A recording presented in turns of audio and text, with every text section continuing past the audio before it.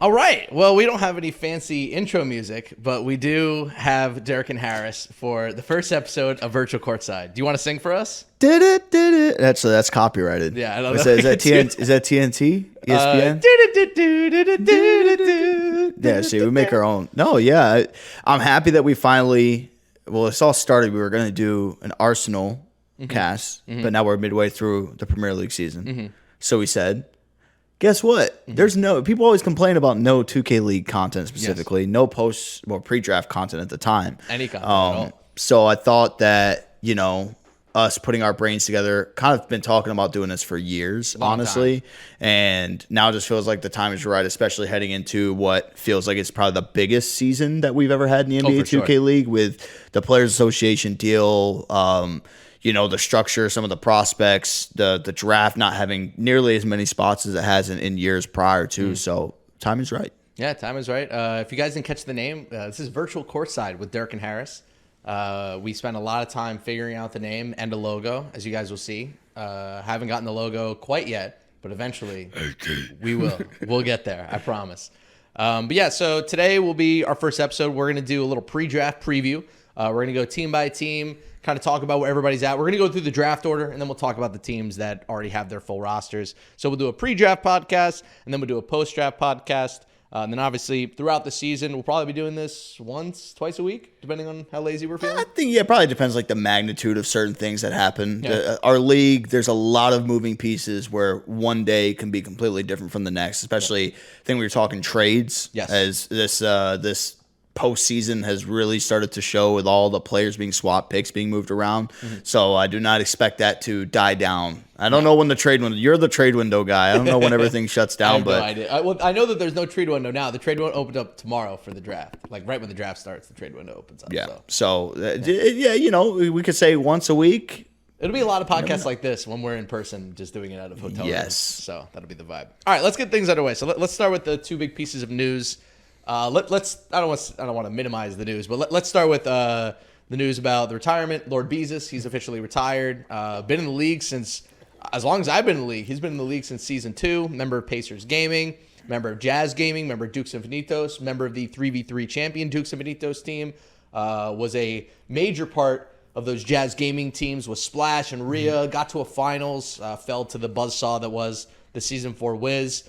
I talk a lot on stream about guys who aren't stars, but dudes who are just good 2K players, and they just stick around for a while because they're just good. They're not top 5 at their position, top 10 all time, but good players matter. And Lord Beezus was always a good player, always fun to watch on stage, always good vibes.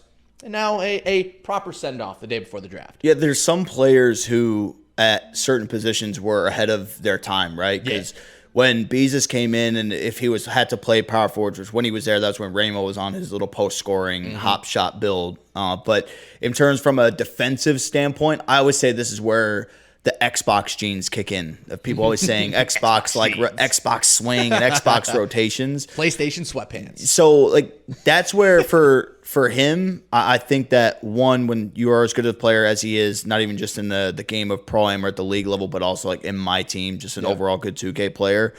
I think the maturity aspect, is something that really kept him around. Probably he was always an adult. Yeah, really good for GMs to have that. And I think the way that he went out, obviously winning that 3v3 championship, the 5v5, a little rough for Dukes and Finitos. But honestly, is a shock to me just because he was involved in the trade earlier in the offseason. I don't know why I wasn't able to find my words there. So that's why for me, and especially, obviously they've probably known about it for a while. But the announcement coming the day before the draft leaves a lot of people damn. It was a retirement trade. He got traded there so he could retire as a member of Jazz Gaming. I think they traded Charger for him. Yeah, it was. I think it was Charger and a pick. I'm not sure. I saw the graphic earlier, but it was really sad. I saw Rhea post a picture, and it had everybody from that Jazz Gaming team splash, compete, and there's not a single person because Josh Barney, the guy who used to run the operations, isn't even a part of it. Yeah, so everybody in that picture is no longer with Jazz Gaming. Or honestly, I don't even think in the league anymore. No, they're all gone. It was Splash, the Twins.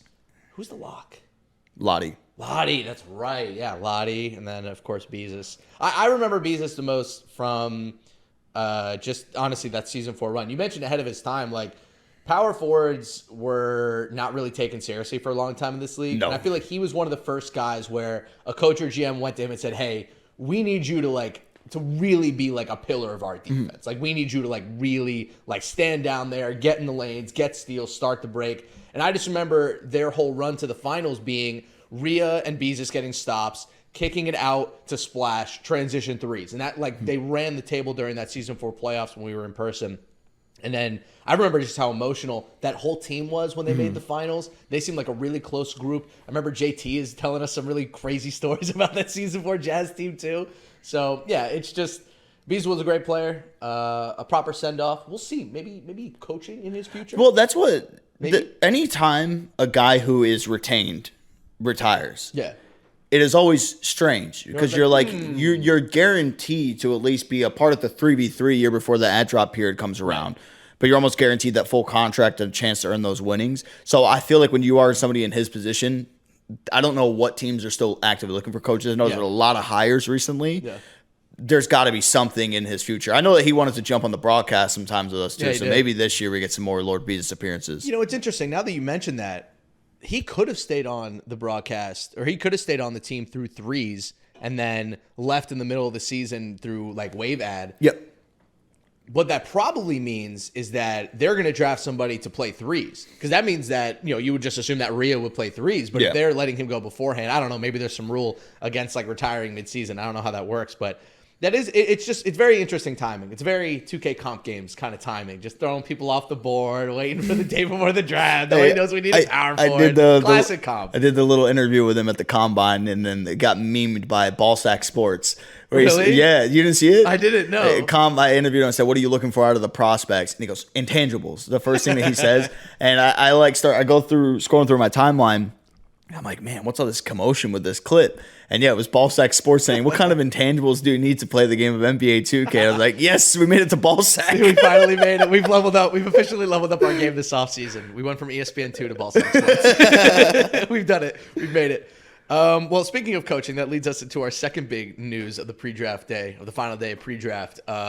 Ramo, former Pistons GT, all-time great 3v3 champion, got a big opportunity to be the T-Wolves Gaming head coach, taking over for Nick Gartrell. Lasted a month. They have parted ways with him a day before the draft. A shock. I mean, I had heard some rumblings about this a couple days ago. I was like, there's no way, right? There's no way that they're going to get rid of Ramo a day before the draft. And wham, we get the drop today at around 3 o'clock. Big surprise. To be honest, you know, I feel for him, obviously. You know, I know that he really wanted to be a coach, but this might sound a bit strange. The first place that my brain went to was, if you were a prospect that was like really planning on playing for T-Wolves Gaming, like, Ramo was probably a big part of that. Like, getting to play for him. Like, does that change your perspective at all? Like, if you're a prospect, are you like, oh God? I don't think he has that aura about him. You don't think so? No, really? It's Ramo. I think it's a lot of the guys, right? Those season 1 elite class, right? When you're talking about the Ramos, the hot shots, I feel like nobody sits there, right? Especially when you're talking T-Wolves Gaming, you want to play with Bear the Beast. Yeah. You don't, like, you're not going there to be like, oh man, I want to go play under Justin Butler. I want to go play under Ramos, coach. Right. You want to play with Bear. Sure. If it was maybe a different team, right? You're like, I wanted to go there to where Ramo wanted to play. It's somewhere in the middle, right? I feel like at one time you probably want to play for Ramo, but in the second way, you're like, I guess it is just a coach at the end of the day. But it's a big deal. Just, I mean, from a organizational standpoint, right, they were looking to kind of come into this year fresh look, right? Kai's gone, Slaughter's gone, Shiftay's gone, Nick's gone, Clampers have not brought back. You know, they're all gone. It's just Bear and Sub, who somehow ended up in the Cavs. I always forget that he's on the team, not like a disrespectful way, but like they've turned over so much, it's kind of hard to forget who's on the team.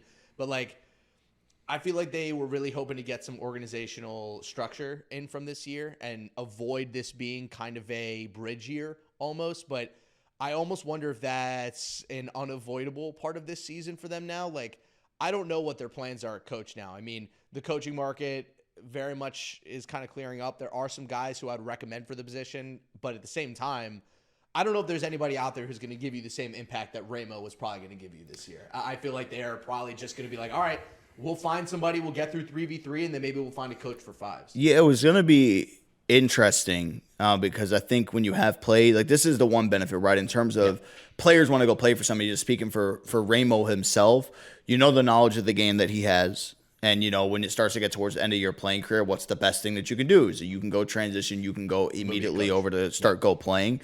So, yeah, I mean, it's weird. It's kind of like the history of the draft. Something wacky happens right before. Always get something. I always look back at season 2 with Timely Cook the night before the draft. Yep. Because there was this whole debate about, like, who are the Kings going to end up taking at the point guard position. I can't remember who the other person was, but there was like him and BP were in a race. So like, okay, these are going to be between the two guys. Yeah. And of course, when Colt was on that team, there was a lot of Xbox versus PS4 debate. Well, BP's a PS4 guy, or PlayStation guy, so they're going to want to go down that route.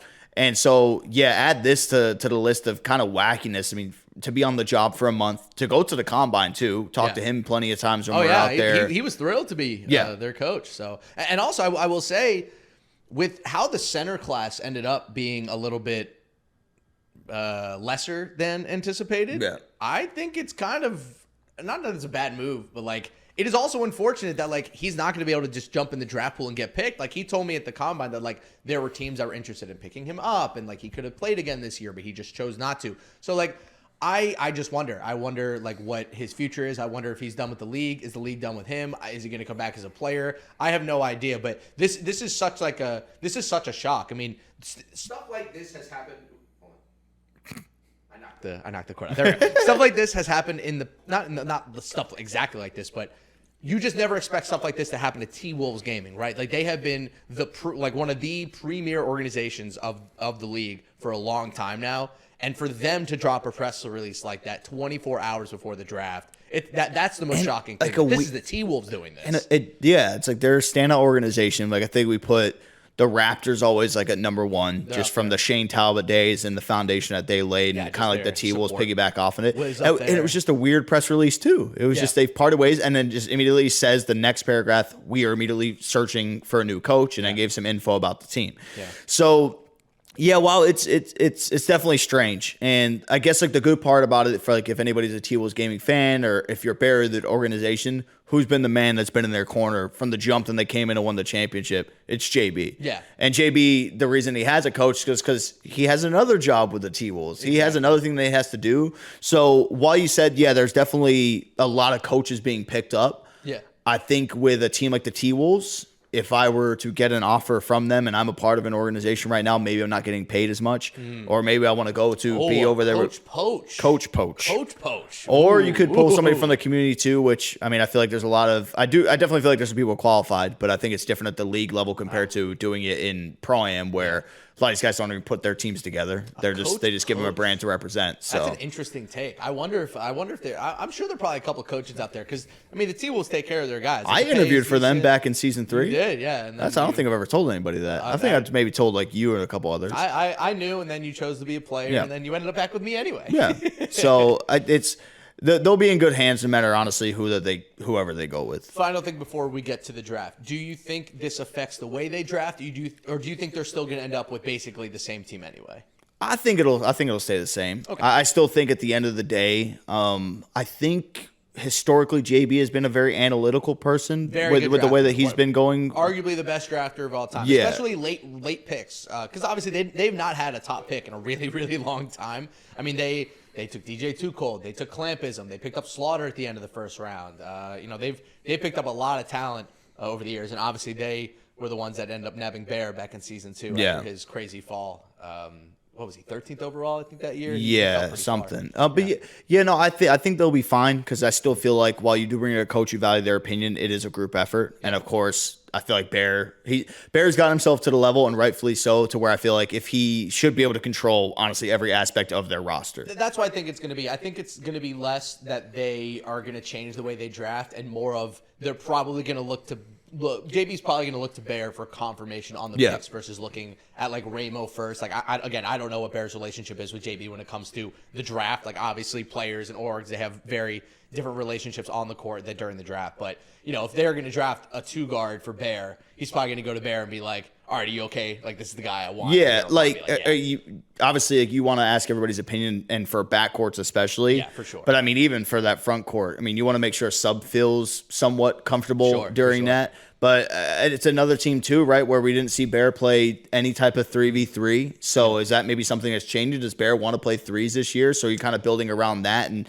having to find a power forward that he feels comfortable with playing in the 3v3 mode. That's a big topic of conversation. And honestly, let's save that conversation for when we get to the T-Wolves pick. So let's transition over to the actual draft itself. So draft Thursday, 7 p.m. Eastern time, live on twitch.tv/NBA 2K League. For those that follow the league, you know how many picks we have, 35 picks. For those who don't, the amount of draft picks that the league has had every single year has gotten smaller and smaller. We have 25 teams, and there are 5 players per team, which means that every single year a certain amount of players get retained, and the remaining spots turn into draft picks. We only have 35 picks, which means that we have 90 players retained going into this draft, the most in 2K League history by far. Last year we had 47 draft picks, so we had it was about 78 retained players. And to be honest, Dirk, I think next year we'll probably be closer to about 25 picks. I think we might have about 100 players retained after this season. It's crazy. It's nuts. I mean, because I've been a proponent of as each year's draft has gone on. I think like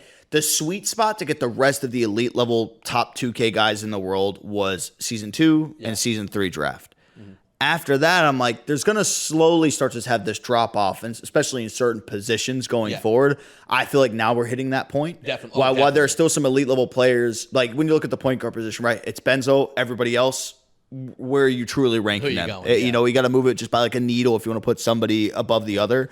So I think that's the issue that we're going to run into, and I think teams are realizing that. That's why they're just going with, hey, we want to retain, we want to protect this guy over anything else instead of trying to draft somebody. Okay. So let's go through. We'll go through pick by pick. We get to talk about like each team as we go through it, and then obviously I'll name the pick as we go. So first overall pick, Wizards District Gaming. This coming off of the Dayfry trade. Dayfry comes back. The Mavs got the first overall pick. Easy trade for both sides. Future first from the Mavs and number 1 overall for Dayfry. And the Wiz now, and honestly, Dirk, in a really great position. They have B-Rich, Awkward, and Udini. Obviously, 3 very core pieces to their title runs in Season 3 and Season 4. And honestly, Season 5, even though they didn't win. A open point guard spot. And one of the best guard prospects that we've ever had at the top of the draft in Benzo. I don't think there's a question of who they take. It's going to be Benzo. This is Victor Wembanyama, but guard. Yeah. I think the real question when it comes to this Wiz team in Benzo is his best position point guard, and how long is he actually going to stay at point guard? Like, I've seen him play PG. I've been watching him since UPA Boston. He's looked great. Not going to lie. Like, he looks awesome, but we all know deep down that his best position is shooting guard. And I still wonder to this day if they're going to find a way at some point this year to get him at shooting guard, whether that's put B-Rich at the point. We know he can play point guard. He did it. That's how he got into the league in the Nets tournament. But that's a long time ago now. It is, but like, it's a usage rate thing. Like, Benzo's going to have the ball, almost 40% of the time. Yeah. Anyway. So Benzo likely number 1. What do you make of the Wiz? Yeah, no, Benzo clear-cut number 1. Every year we typically have one of those prospects where like they're easily the best in the class, right? When we talk about Rhea, talk about Crazy, those are some that come to mind. They're players who play 3 through 5. Yeah. This is Benzo now. We have like our Shifty Kai-esque guy in this draft being picked overall number 1 who is playing a very, very important position. Right. So I think that brings the interesting dynamic. If you're picking him, I feel like he has to play point guard. I do not see a Wiz world where they have a lick of success, and it's no offense to B-Rich, but definitely from even when he played point guard, he got enough a prospect badge, right? So it's not like he dominated the tournament and ended up winning it to be able to get himself into the league. And he's been good at the shooting guard position when it needs to be called upon. I feel like he has a lot of slow starts and then picks it up as the season goes on. One of the best catch and shoot guys of all time. That's all. If the league wasn't so double guard, let's dribble heavy, I think they would be in a very, very good spot. But I think with him, Benzo has to ride it out of the point guard position and then at least get past to where you go to 5v5 and you have the ad drop. And then if you want to make some changes in that regard, because again, while we talk about there is like Benzo and the drop off to all the other point guards, you have to think there's going to be a lot of really good point guards that are still going to be in the pool for the ad drop period. I mean, when I did my most recent mock, the guys that were falling out meter dunk, fiend, duck falling out of the pool or falling out of the mock draft that I had. So there will be guards available that are 5v5 centric. I think the wave ad is going to be a fascinating conversation. We can talk about wave ad after the draft tomorrow because we'll definitely have some snub players to talk about. Wiz also have pick 25. It's easier to just talk about both their picks at once. They're going to obviously pick up a center. No offense to Nudini. I tried to warn him last year. I was like, I don't think the center thing's really going to work out. You're one of the best power forwards in the world. You should just be kept there. He argued with me. The Wiz disagreed. They put him at center. They drafted Glowski. It didn't work out. The front court was honestly, it's not that it was a disaster. They just couldn't score last year at all. Their offense was terrible. So pick 25, probably going to be a center. The real question with the Wiz, do you think they will go pop or do you think they'll go inside? Like, are we going to see like a kind of, the offense that Benzo runs in Pro-Am with Lux and the popper, or are they going to go classic Wiz DG, gritty inside defense? Maybe you go like a Yusuf or a type and really get gritty. If you're a center this day and age, you have to be able to play both. That's fair. That's a great call out. That's it's so weird because I always sit there and I think about this. For anybody that's been around and watched 2K League since season 1 to now, you see how much the game truly has evolved. And you wouldn't think it happens because it happens and just slowly does it to where you don't even realize it. And you're like, oh my goodness. And then you start playing the game and you realize how different everything is. I think now with the success that last year some teams had with a popper, and I think moving into this, when these players go out there to test that league build, there's going to be a viable popper build. Absolutely. There is going to be 1,000%. So I think we are past the point of, and it sucks to say this, like for guys like Type, who have never been really known to shoot the ball, who have been these crazy inside guys, they're still going to be able to get away with just playing with that inside mindset because some guards feel more comfortable with it. Right. But I think in terms of if your point guard wants you to play in a pop and you're like, well, I can't do that, you have to be able to draft. So I would say whoever you feel comfortable with being able to play both. Because at the end of the day, right, because we say popper as if they're going to just be spotting up the entire time. You still have to be able to do both, but you got to be able to show your shooting hand to be able to open things up for everybody else. It also does, I think, help them a lot to get, somebody who can pop. Nudini's one of the best rebounding power forwards that we have in the league, and he has been for a really long time. And for anybody who watches a lot of 2K24, the power forward is so important for rebounding nowadays. They gotta know how to box out. They gotta know how to worm. You gotta be able to. They went from being like starters, like you're the inside now. They went from being like the 5th most valued position to now being almost like number 1. Second. It's crazy. Well, you say it's still point guard. I say, well, maybe not even point guard. I say it's the best guard on the team, and then it's power forward. Yeah. Because at this point, the shooting guards are basically point guards with how much they're being used. Yeah. All right, so that's the Wiz. Let's go on to the T-Wolves here. T-Wolves have 2, 5, and 19. They have Bear and Subgoated. So they are looking for a shooting guard. They're looking for a power forward and a center. Big shoes to fill at that 2-guard spot. Probably going to be the guy that they pick at number 2 overall. A lot of options. You got Tutok. You got Score. I heard a Trey Dallas rumor one of these days that the T-Wolves are looking at him. So I feel like they're going to replace Kai with a really high-profile shooting guard. I can't see them waiting until the end of the first to grab their guy. I just don't think that's how Bear plays anymore. I think the days of him being like the number 1 guy on an offense, it's not that they're gone, but he just operates better with a running partner. And when you have 2 other great picks in the first round, you can do whatever you want with 5. 19, you can pick up a center. There's going to be a run on center probably to end the first round.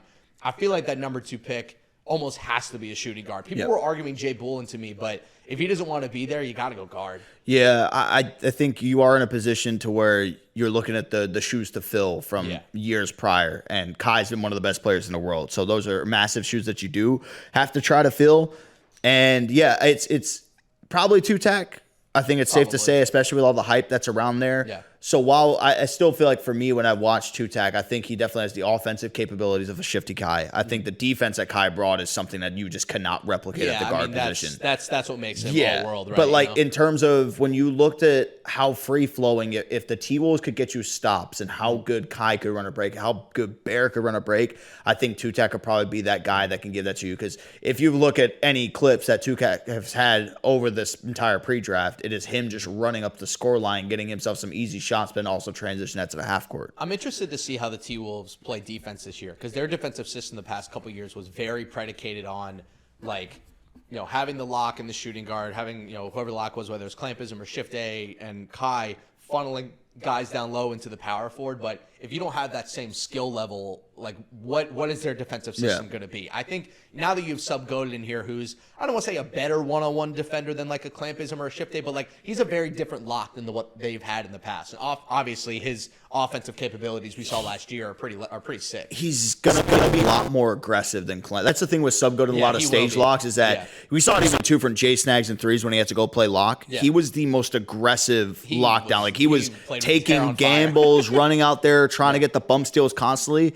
That's how Sub-Goated plays, and I really like that for a team like this. For a team that's definitely going to have to feed off a lot of the energy that's being brought around to the other players. So, I mean, it's definitely weird looking at this T-Wolves gaming team. At least Bear's there, so it feels some like normalcy to it. They're still going to play. I mean, their offense is still going to be crazy up-tempo. I mean, they still have Bear and Sub, just those two. I mean, that predicates a crazy fast offense. You throw Tutok in there, who's an outstanding transition guard. You got a Popper in there who can come in late. But honestly, for me, the big question mark for them will be power forward. I mean, power forward's been such a huge part. Not that they were ahead of it, but they really invested in the power forward position the past couple of years. I mean, they got DJ Too Cold. That was a huge pick for them, really pushed them forward in Season 5. Last year, putting Shifte down there, he was excellent as a power forward. So, they're probably not going to get Jay Boulin. I don't know what they're going to do with that 5th pick, whether it's going to be an Iggy mode. Do they trade out of that pick? Do they go back? Plu has been playing with Bear a lot recently. So there's a lot of options for them at the power forward spot. I'm honestly fascinated to see how this T-Wolves gaming team ends up. But all right, so that's the T-Wolves. Let's go on to the Magic, who probably my favorite team of the offseason so far. At the end of last season, we really threw the gauntlet down on Magic Gaming when we were closing out their season. You acquire Unguardable last year. They put a really funky roster around him last year, and you saw that funkiness just kind of eroded the whole team. I mean, their front court last year of Maddie, May, and Oreo, everybody kind of looked at it like, hey, you have Unguardable. Like, you need a blue chipper down there, and they never really got it. So Jonas said, all right, let me pull up my shorts here, and the man gets maybe the highest one of the biggest commodities in the front court in the league in low-key godlike for a single pick. He got him for 1 pick, 8th overall, which is unbelievable to just get a guy of that talent. And now, a couple weeks ago, they acquire return to DJ from Gen G, a really good two-way shooting guard, and you can start to see a very interesting Magic Gaming team starting to formulate, and they have the number 3 overall pick. I think this Magic team is going to be really good this year. I'm very excited to see what their roster looks like at the end of the day. They have 3 and 16. They need a lock and a power forward. The rumors are that Jay Boulin is going to be their guy, and he's going to play lock in threes alongside Godlike, who will be the big. So I'm very excited for this Magic team. I think they've crushed it this offseason. I think what they'll end up doing is if Tutok ends up dropping to them, I think they'll take Tutok and then shift return of DJ either to lockdown or something. Wouldn't that be nuts? That's the crazy part about this is that if Jay Boulin goes 2 and the T-Wolves don't want Tutok, I mean, Magic have all the options in the world. They can take Tutok, who's played with Unguardable. They can take Score, who's played with Unguardable. They can take Kick, who's been really good. Return of DJ when he played lockdown really wasn't that bad. He's a good player. Honestly, I think he can do anything. I think personally, DJ's probably sitting there like, I want to play shooting guard next to Unguardable this year. This is probably a prove it year for him. It has to be because remote he's always phenomenal, but since he's been in the league onwards, anytime that it's gone on stage, it has been his bad shooting performances has killed the vibe for Gen G plenty of times. Yeah. So maybe that'll change with him being down in Orlando. Like I don't really know what goes into that of like, okay, I'm so good remotely. In person, my shot selection's not as good. My timing's not as good when I'm open as well. But Gen G team on stage offensively had so many issues. Like it wasn't just him. It was Gallo too. That whole team. Gallo had a weird year. Yeah, that whole team just was super weird when you got them on stage. But honestly, I'm excited for the Magic. Again, picks 3 and 16. And also, just a small rumor to close out the Magic here. A lot of rumors around them and Warnox. A lot of rumors that they might be looking at him. And, it makes sense, right? We had the visa issue getting international players over here. They don't have to worry about that. He's not going to play threes. They got Jay Boulin and low-key godlike. They can wait. They can wait for him. We played a lot of Great Britain scrims against France. And me and Jonah always sitting in there playing against Warnox. And there was always something that just... It's so strange. Because I don't think I've ever actually talked to him, but the way that he plays is just, again, like a sub go that we just talked about. It's very aggressive. And also his offensive bag is phenomenal too, which I feel like that's something that is definitely going to be able to take just looking at three specifically, like if he were to play that mode, it'll take a lot of weight off of where we're saw unguardable, just shooting every single possible shot. Is he the best international prospect ever going into the draft? I think there have been guys who might be higher profile. Like Mario was a crazy high profile prospect, but I'm talking from a league readiness skill standpoint. Is he the best that we've ever had? Have there been guys in the past that just weren't drafted because they were international who were as good as him? Or like, is he just kind of conquered a different level for what an international prospect can be? The only one from a skill perspective, and I guess this also goes with the name, is definitely Gunnar back in season 1. People calling him the European Dimes. Yeah. Like that is a big thing, and he came over here, wasn't very good. But now, in terms of all the other guys, we had Mario. People were like, this is a European Ramo. He came over very underwhelming from the center position. Also, I will say, he also walked into a league at this point. That was season 3, where we had COVID. He had visa issues. Yeah. We never played in person. It was a very different situation. It took him a long time to get over there. And he's trying to create chemistry with Fab, if you remember on that Cavs team. That was tough. I think I'm very excited to see Warnock's play, just because the lock position has changed so much. Like, it's so much more of an offensive position now than it used to be. Like, we saw guys last year like bag motion, Kenny, Joe Morrow when he played lock and threes. Like, they did so much crazy stuff with them, setting screens, flaring up, playing as a secondary sharp. I think whatever team ends up with Warnock's is going to be very interesting. But, I mean, if the Magic can take him at 16, that team is going to be really fun. That's my thing, is that I really hope for any European player that gets drafted, I hope that they get to play threes. Right. That's like my one thing. I don't want to have to sit on. I don't think he will on the Magic if they have that team. Because no offense to him, you could make an argument that he might be like the third string 3v3 wing behind DJ and Jay Boolin. So I mean, it definitely be tough, but it's almost like I don't want to sit on like a goose egg waiting to see this guy's debut. That's exact true. same with MDS, the number 1 overall pick, didn't play till 3 months into the season. I'm still mad about that. I just want to see the prospect play, but I mean, at the end of the day too, if you want to secure yourself somebody and maybe they're not even going to get picked, so it's like, why would I even pick them? I could pick them up during an ad drop period if I wanted to for 5v5. But I would not be mad. I think Jay Bullen would definitely go here, because I think the draft, how you've made plenty of mocks and how the top 3 has gone, I think that's how it's going to be. So I just think if Tutok doesn't get taken by the TOs, I think that opens up the doors for Magic Game to be like, okay, let's secure this. DJ, you might have to move to the lockdown position. We'll figure something out. Well, let's move on to the Kings. They have 3 first-round picks. They got 4, they got 7, they got 10. As Sacramento attempts another rebuild. I feel like this Kings team, man, like a shocking amount of talent has come through Sacramento and has left. I mean, Bash, Shots, Yusuf, Walnut, Mama, Ant, Miles had a decent season with them. Just so many guys have gone through their system, and all they're left with is Bray and Carey, who, look, Carey's a good, solid power forward in the league. To be honest with you, man, I have no clue what Bray is. I don't know if he's good. I don't know if he's bad. I don't know what his best position is. He is an absolute question mark. And now they're coming into it. They got 4, 7, and 10. No future first. They already spent that future first asset to move up in the draft. And they're in a really weird spot, because if they mess this up, they're kind of screwed. They have to nail these picks. Like if they mess these picks up, they could be worse than they were last year. And that's hard to do. The pressure's on for them, for sure. A good part about it is that you would hope with how close the picks all are to each other, that it'd be really hard to mess this up. You'd think so. That's where I'm sitting at. Oh, you think so? I think that... You hope so. They do have the dreaded number 4 overall pick, which isn't nearly as dreaded as it used to be. Yeah. But it had a long history of It had a really bad history. Yeah. Shout out to Claude for doing a good job as the number 4 overall pick last year. Shout out to Claude. I think it'll be probably shooting guard to get that, because we already talked about it at the top of the show. You got Benzo, the rest of the point guards, take who you want, I guess, at that point.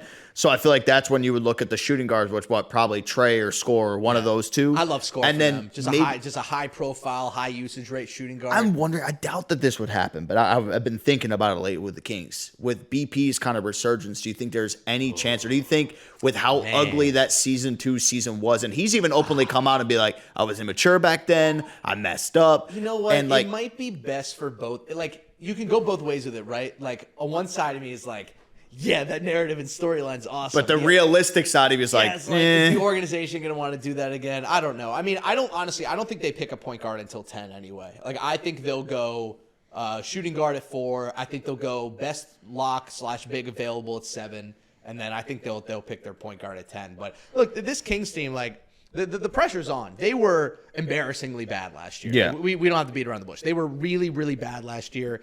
The Reg Bass shooting guard, point guard combo was as bad as we were worried it was going to be. Bray, I don't think, Bray played almost every single position in the front court last year while they tried to figure him out. Do you remember that Dimes was on that team? Didn't play a single game for that team. It's been a calamity for this franchise for the past 2 years, and honestly, nothing encapsulates the Kings more than the fact that they were the ones who in the late second round drafted Ant.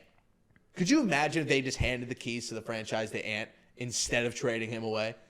But instead, we're 2 years removed. They're back at number 4 overall. He's at pick 26, coming off of another finals appearance, an MVP, and they never even tried him out as the guy. I mean, just looking at that roster, too, is just insane. I mean, we kind of knew that the way that roster was, he wasn't going to play the shooting guard position, but like to put Ant at shooting guard, but also like now saying I'm a shooting guard if you have Ant a point guard on that that's team. The thing, right? Yeah, the Warriors beat him to it. So this Kings team is the Kings of the Kings. I think they got to figure it out. Again, with how hard it is to screw this up if you are the Kings, this should be the big breakout year for Bray of all the hype of how 100%. Good of a 2K player that he is. Has to be. And I remember having conversations with him in DC. I think it was like as their season ended, I was like sitting down there talking to him. He was like, it's just a rough season. I was like, I mean, bro, like it happens to rookies all the time. No matter how good of a look at crazy as some of the years that he's had in the league, right?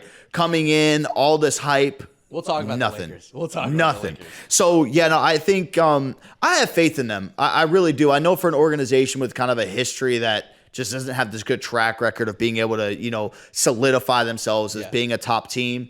New coach, Lavelle Cole in the mix, DJ Layton moving to that general manager position. And here's my thing. The Kings never used to be invested on social media very much. No. They were like in the offseason not doing Facebook. A whole lot.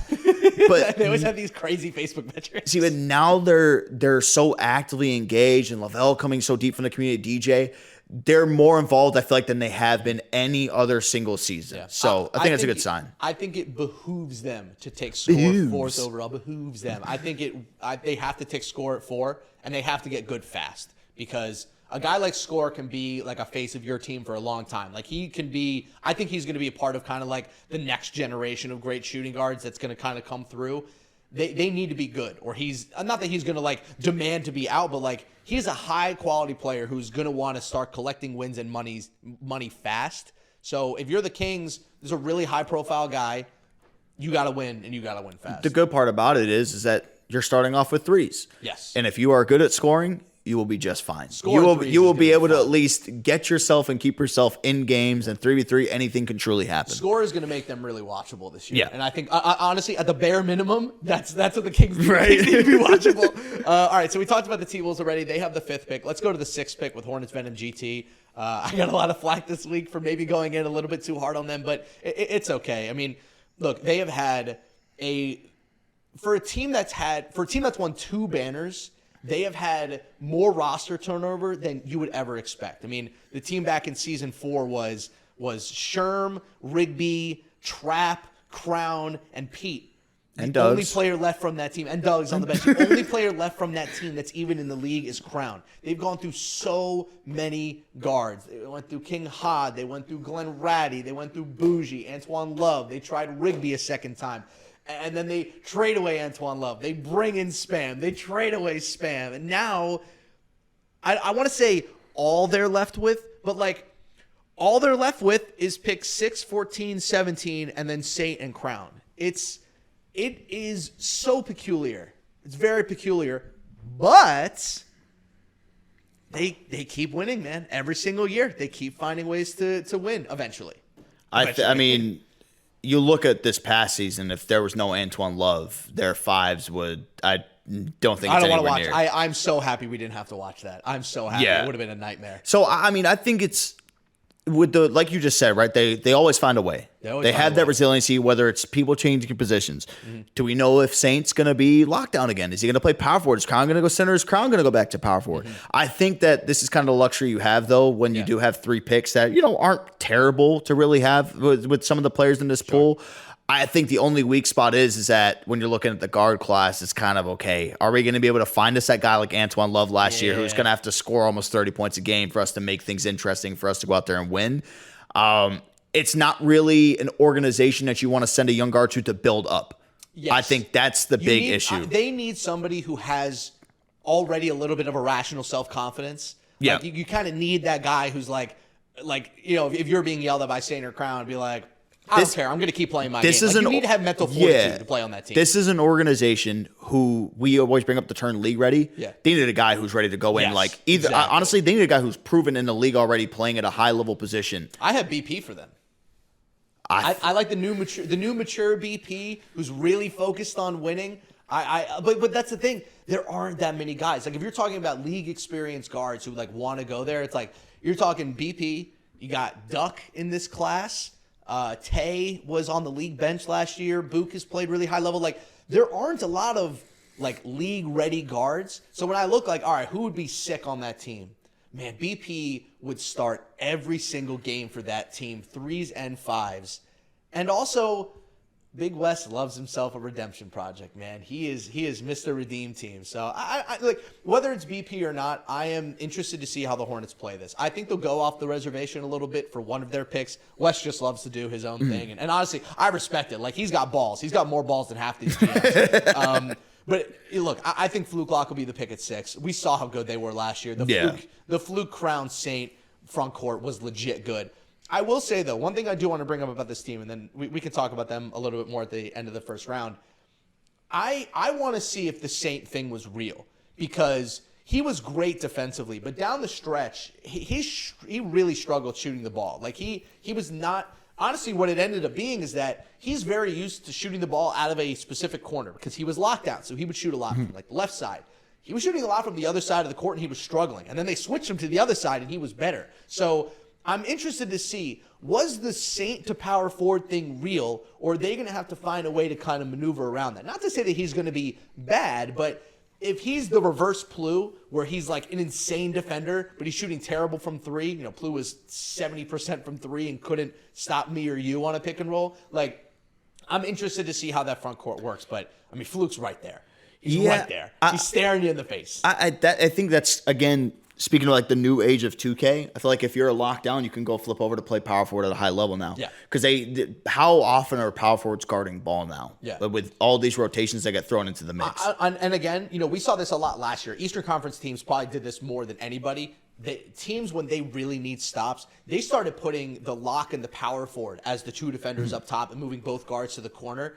Having Fluke and Saint at the top doing that formation is terrifying. That's a horrifying thing for other teams. So I still love the combo. I think if they were able to get that same front court from last year, thumbs up. Yeah. But then you run into that same issue that you would have had last year if you didn't get Antoine Love. You did, so that's why you're able to win. Yeah. Rigby did start to pick it up down there going down the stretch. But I think for them to be successful, you're going to have to bring in some high-scoring guys. Yeah. And I'm assuming, with that pick that you get, is like, do you immediately jump on Fluke Lock? Do you look at the shooting guard position and try to get them to try to give you some little like offensive rhythm to start? But again, it's you would like to think that it's hard to mess things up. Yeah. You would like to. Well, the Hornets are always one for conversation. Yeah. So I'm sure that tomorrow night we're going to have a lot to talk about when we get to it. So that's pick 6. Pick 7 was the Kings. We talked about them. Let's get to, my favorite org, man. Blazer 5 Gaming.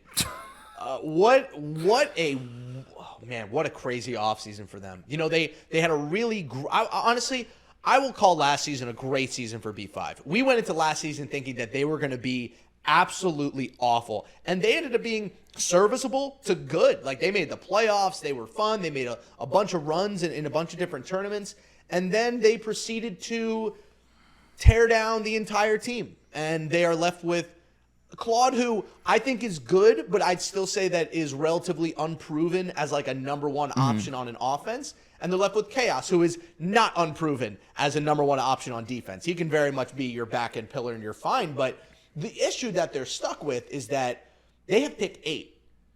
you don't find a lot of superstars that pick 8, and man, do they need like a guy. They need a guy. They did not, I'll say it right now, they did not get enough return on value for Jomar. Jomar was worth not at all. far more than 8 and a future first for them. He was everything to them in both modes. Just look at they're in a weird spot. They pick here at 8, and then they'll pick till 30 and 34. That is a really. Oh yeah, I didn't mention they have picks 8, 30, and 34. That's miserable. And I'll say it. I know that really like hard I to know draft because like it depends. One, is Chaos going to go back to playing center, or is he going to be power forward? For me, I still think him at power forward has been phenomenal. I know that he was a good center before he got to the league, but keep him at power forward. So when you're going down the list now, right? So you would like to think you go through the year with Harby, you need a shooting guard who's going to give you something right off the rip. That's the first thing that B5 probably has to look out for. Yeah. Then you're going deep into the trenches, literally the bottom 10 picks to be able to go through and find yourself a lockdown and a center, which I don't think is that hard to do. But when you're looking in terms of an elite high-level guy. A guy who's going to play like that lockdown that they draft is going to play every single game for them in both modes. Yeah. That's a really big like burden to put on a guy. And obviously a lot of teams are going to do it. But honestly, man, the Blazers at 8, they are the number 1 trade down target that I have. There's nobody at 8 that's going to really change their season. That 30th overall pick is awful. I mean, it's an albatross pick. You're not going to be able to do anything from that. Honestly, I think that I think they could package pick 8 and 30 and move up, give it to a team who wants to move up a couple picks. Like maybe the Grizz called them and they're like, hey, we'll give you 13 and 21 for 8 and 30. Like, or just something. The problem is that like, I don't know if me as a team, I would want to condemn myself to having picks 8 and 30. So like, I don't know what they're going to do. I think they're in a really weird spot. Their best bet might be to take a 5 shooting guard and then just wait to finish their 3s roster until the last, 6 picks of the draft. I think it's weird that with the 3 picks that they have, I think that you need to get a veteran OG of the league. They got to get somebody. I think because the success they had last year was heavy on the backs of a Jomar and a Lavish. Yeah. Lavish constantly coming up to us and other people saying he has something to prove, which motivates him to play harder. I mean, him and Jomar's chemistry defensively was outstanding. And I do have a lot of faith that who they do bring in, they do have Joe Vegas. Yes, sir. That makes me feel really good about like trying to build somebody up.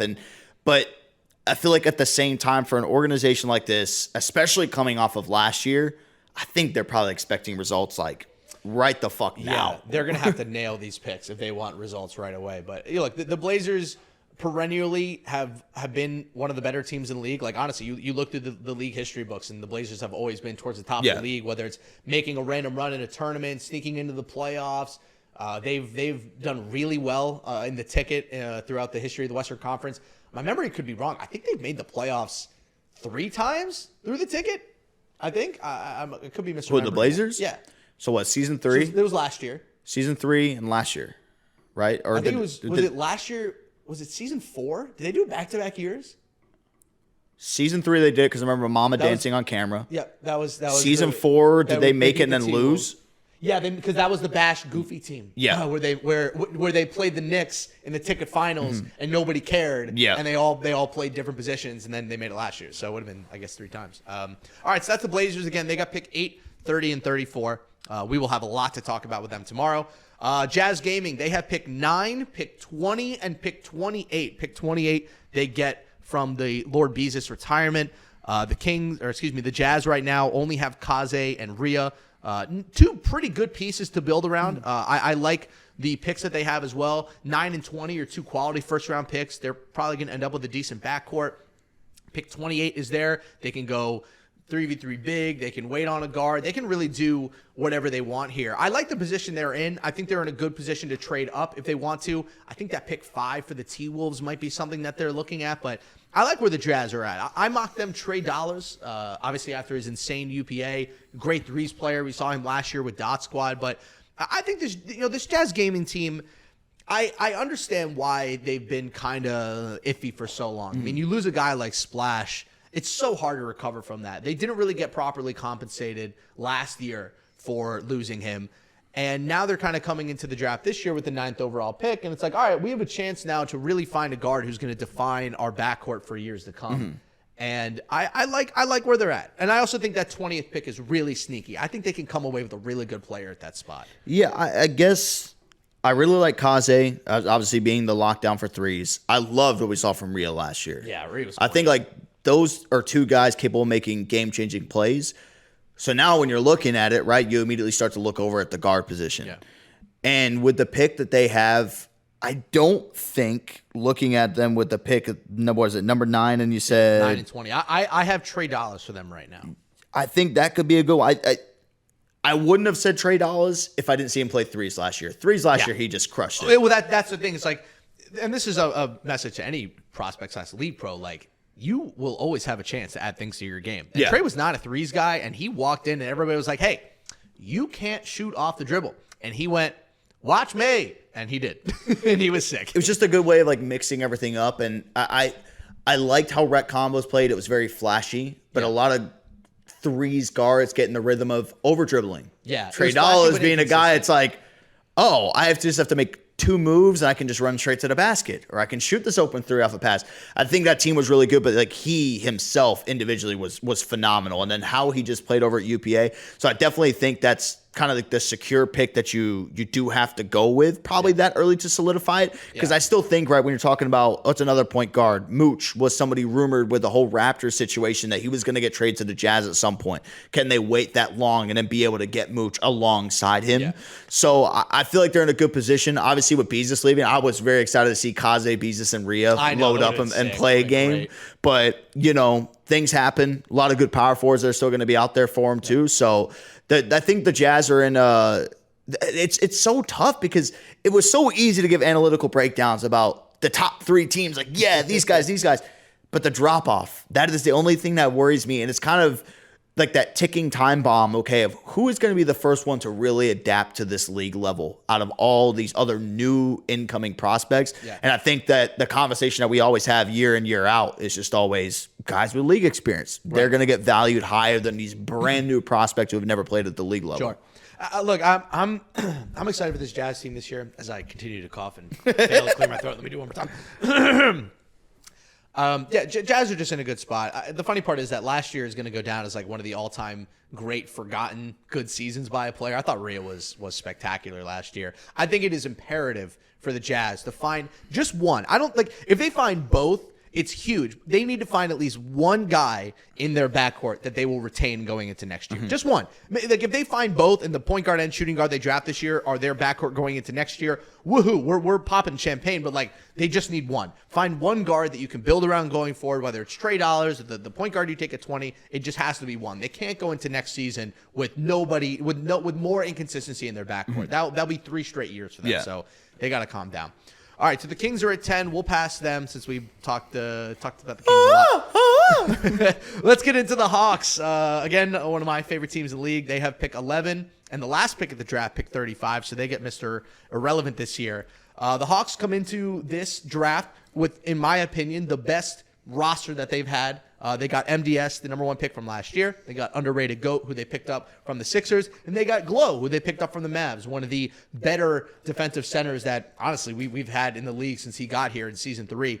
A team at a very interesting crossroads, because this is the year that they need to decide, is MDS the guy, or is he just like a piece? Like, is he the face, or is he just a part of the team? Because they have an opportunity to really surround him with a lot of elite talent, or do they go kind of what they did last year with C's, where it's like, okay, we're going to have this really multi-talented backcourt, but like he's not the focus. Like, I don't know what this team is going to do, but man, I hope they play better defense than they did last year. You want to know how I know if you're the guy of your team? How? They pay you in the offseason to stream. Oh, yeah? They paid MDS. Oh, they paid MDS. That is a great standard. See, I love that. That's a great standard. So for me with MDS, I do think that like he has to be the guy to play in threes. Has to be. Right? Like at this point, like who would you even bring in to play point guard to be able to do that? Why draft him first overall and then not play him in threes his first 2 weeks? Because somebody, guess what? Just trade him at that point. Let somebody else use him for threes. I gave them a little bit of a buy last year because I thought C's as a threes player, just in terms of scoring ability, is phenomenal. So I was like, that's a great. Like, I know we gave them a lot of shit or hell, whatever. We can say shit. We gave them a lot of shit last year for not playing MDS, and then C's came out and was like top 4 in scoring again. So like it's not like C's was bad. It was just he's always been phenomenal in 3. So if there's any excuse why you're not playing him, that's a perfect one. Well, guess what? There's no excuse. Yeah, there's no guy that you're going to draft to play threes that is going to be probably better than him unless you went deep into the stage realm and just grabbed a guy to just strictly play threes and that's it. You could. I think for this team, like ideally, because I know that I try not to get like hit by the bait of some of these guys playing together before the draft. That's funny because I have bait as their. That's what haven't they not been playing pro-am with a team that's really been called Hawks Talon GC? Yes, they have. I think though, like for me, just looking at this, I don't know relationships anymore between guys. Do they have beef? Have they played together in the past? Yeah, it's hard to track. I think a fit like this, like Duck, would be perfect because I think Duck would definitely be okay with being like, okay, I won't play threes. And if I do have to play threes, I will, which we saw him do with Lakers gaming. Yeah. Might get a little PTSD of thinking back of like, well, last time this happened, I got dropped. But he even actually played during that whole process when that happened. So I feel like that would be somebody that could kind of fit well. The relationship he has with Glow. He's a veteran in this league too. That is right. He has played with Glow. And he's a winner. He always finds ways to at least make runs. He has a lot of experience too playing with high usage rate shooting guards. I mean, even on the pro-am side of things. I think the Duck pick maybe at 35 would be really good. I mean, if they pick Duck at 11, they go power forward at 35. It wouldn't surprise me. But I think there are a lot of point guards who are probably ready for that, like, high usage rate shooting guard thing. But man, I picked the Hawks to make the playoffs the last 2 years, and they made me look very stupid. I don't think I'm going to do it this year, which means that they're going to make the playoffs this year. So watch it. It'll be the 1 year you don't. They do. Exactly. All right, that's the Hawks at 11-35. Let's go on to another fascinating team, Duke's Infinitos. Pick 12 and pick 31. Their offseason was basically the equivalent of a wacky inflatable arm flailing two-man. I mean, they had a 3v3 championship roster. All 3 of those guys are gone. Killy's gone. Hez is gone. Loki Godlick is gone. Beezus is gone. Vandy's gone. And they are left with, dare you say maybe an odd trio of Spam, Gazuli, and Oreo? Yes. I would call it odd. Yeah. Not bad. Odd. I would say it's just odd. not 3 guys I would ever predict to be like the 3 going into the season. That's my roster. Okay, Yeah. I guess that's my roster. You would never see the 3 of them playing together in pro-am. Not that they don't like each other, but like, they don't run in the same circles. It's definitely an odd combination. I feel like they're all just kind of products of, okay, well, we just want to move these guys. And it's like, yeah, sure, not really. We'll take them. Honestly, I don't even think having that necessarily in mind of like, are they all going to get along in that aspect? I will say the buy low on Gazuli, I think, is sneaky good. The buy, I don't know if giving the 6th pick for Spam is a buy low. I love the buy low on Gazuli. I mean, they give up basically nothing. I love when guys get repetitions in the offseason playing with the best players in the world. Yeah. Gazuli playing with Dave Fry and all those guys. I think that is very, very valuable going into it. It's almost like they relied on him a lot on that liquid. Yeah. And honestly, like we'll get to the Mavs in a little bit. We might have to talk a little bit about Cap. He doesn't look so good this It's offseason. like in NBA prospects, like over the summer, right, leading up to the draft, like, oh, this young guy just started working out with these 3 dudes. You're like, okay, they're going to be in good hands. I feel like that's kind of how things work, especially with a lot of the hype going around Gazuli and kind of being very underwhelming at times, right? Not really having the hype. The team last year was pretty underwhelming. Yeah. So, but it's an interesting combination for me. I love everything about Spam in terms of the way he carries himself. His content is fucking amazing compared to honestly any other player in this entire league. He's still an untapped superstar. Yeah. Look, I don't want to get into like all the stuff he went through last year. I know he went through some health problems last year, and that kind of messed up his rookie year. He was in and out of the lineup for threes. They brought Duck in, and they brought Trey in, and we'll talk about the Lakers when we get to them at pick 29.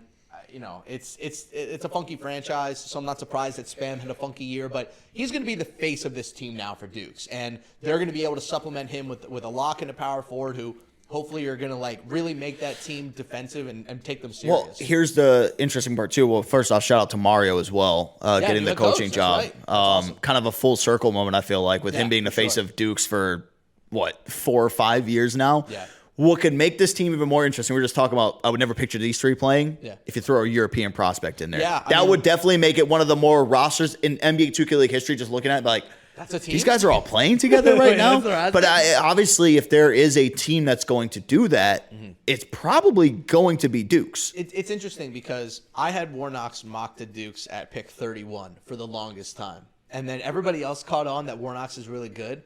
Honestly, I think if they want him and they want him guaranteed, they have to take him at 12 because the Magic are interested in him at 16. Another interesting one. I I've heard the Bucks are interested in him at 23 as well. I don't think he'll be there at 31. Would that be the highest pick ever for a European prospect? Lottery. That's a lottery pick. He'd be the first European lottery player ever. That'd be crazy. That'd be huge. Do I think they should do that? No. I think that I think so.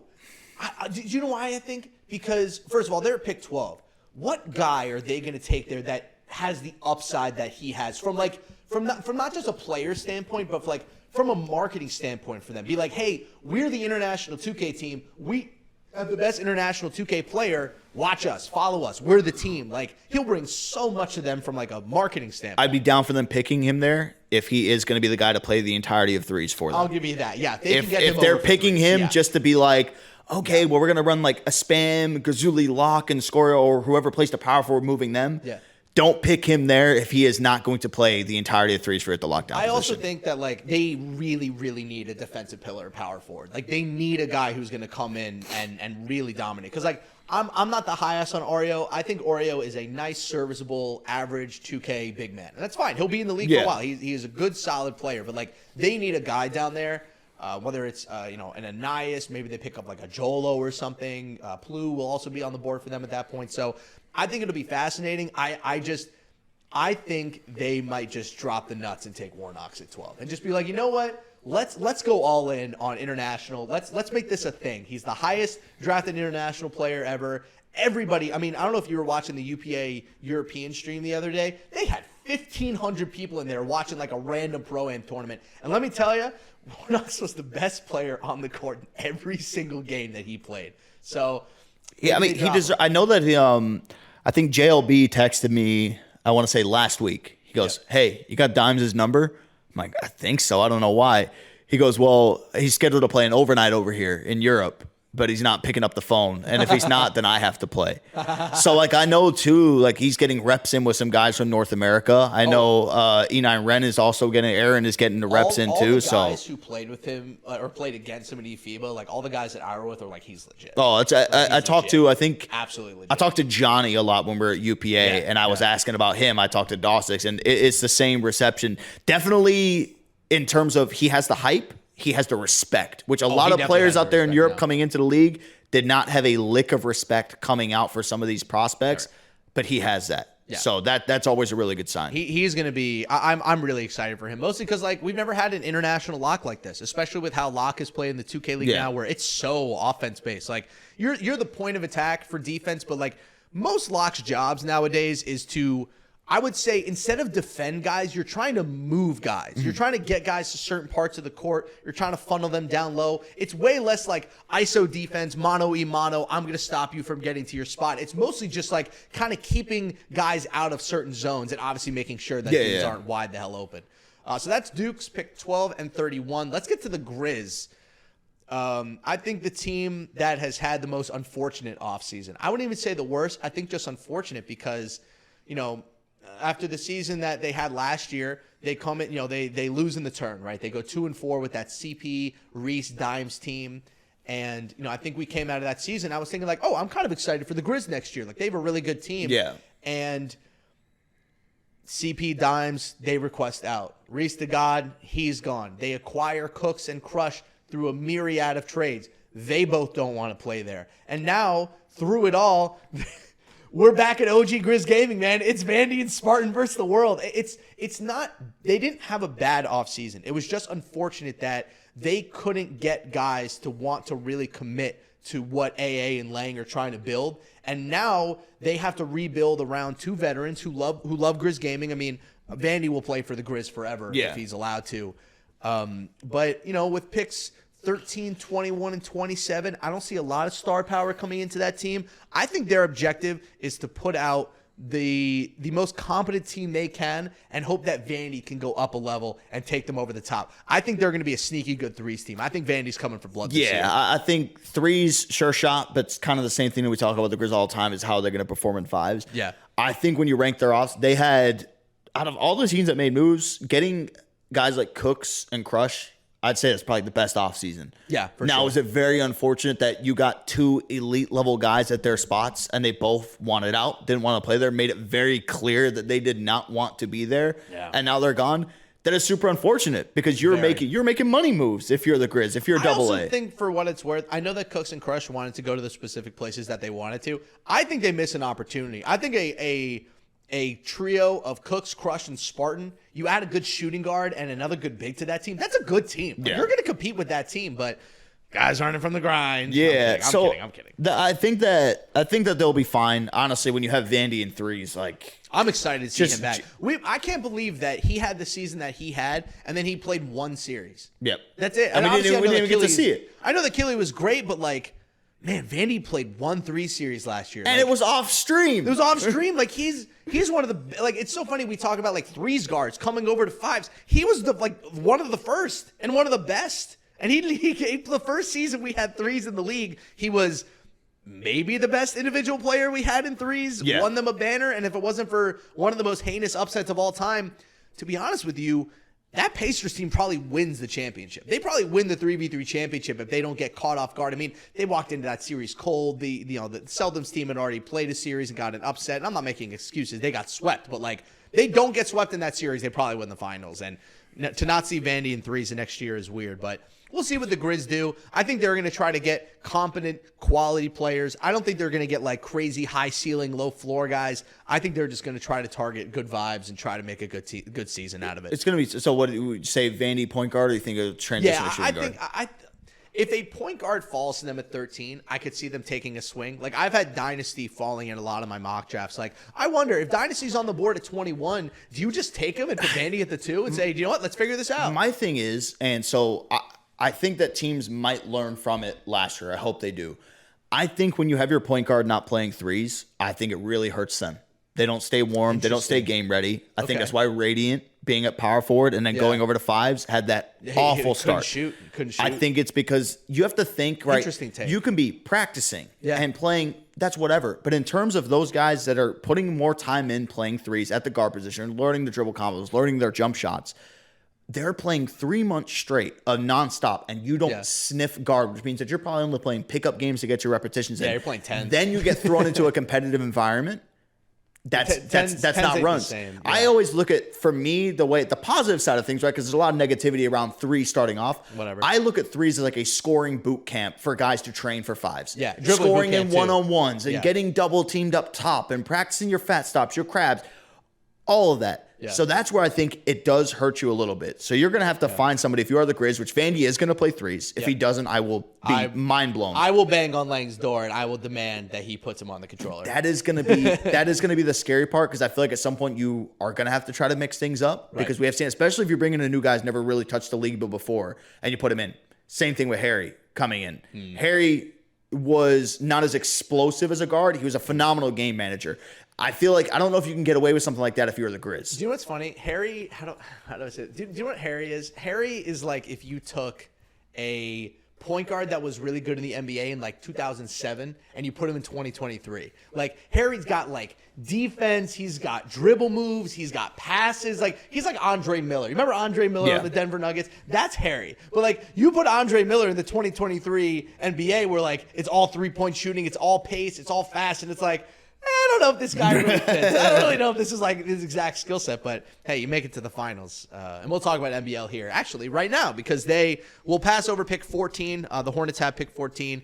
And we got NBL pick 15, another team with just what the hell offseason, man. They went into the offseason, I can't believe this, with Harry, Jaden, Lawrich, DJ Too Cold, and Sick One.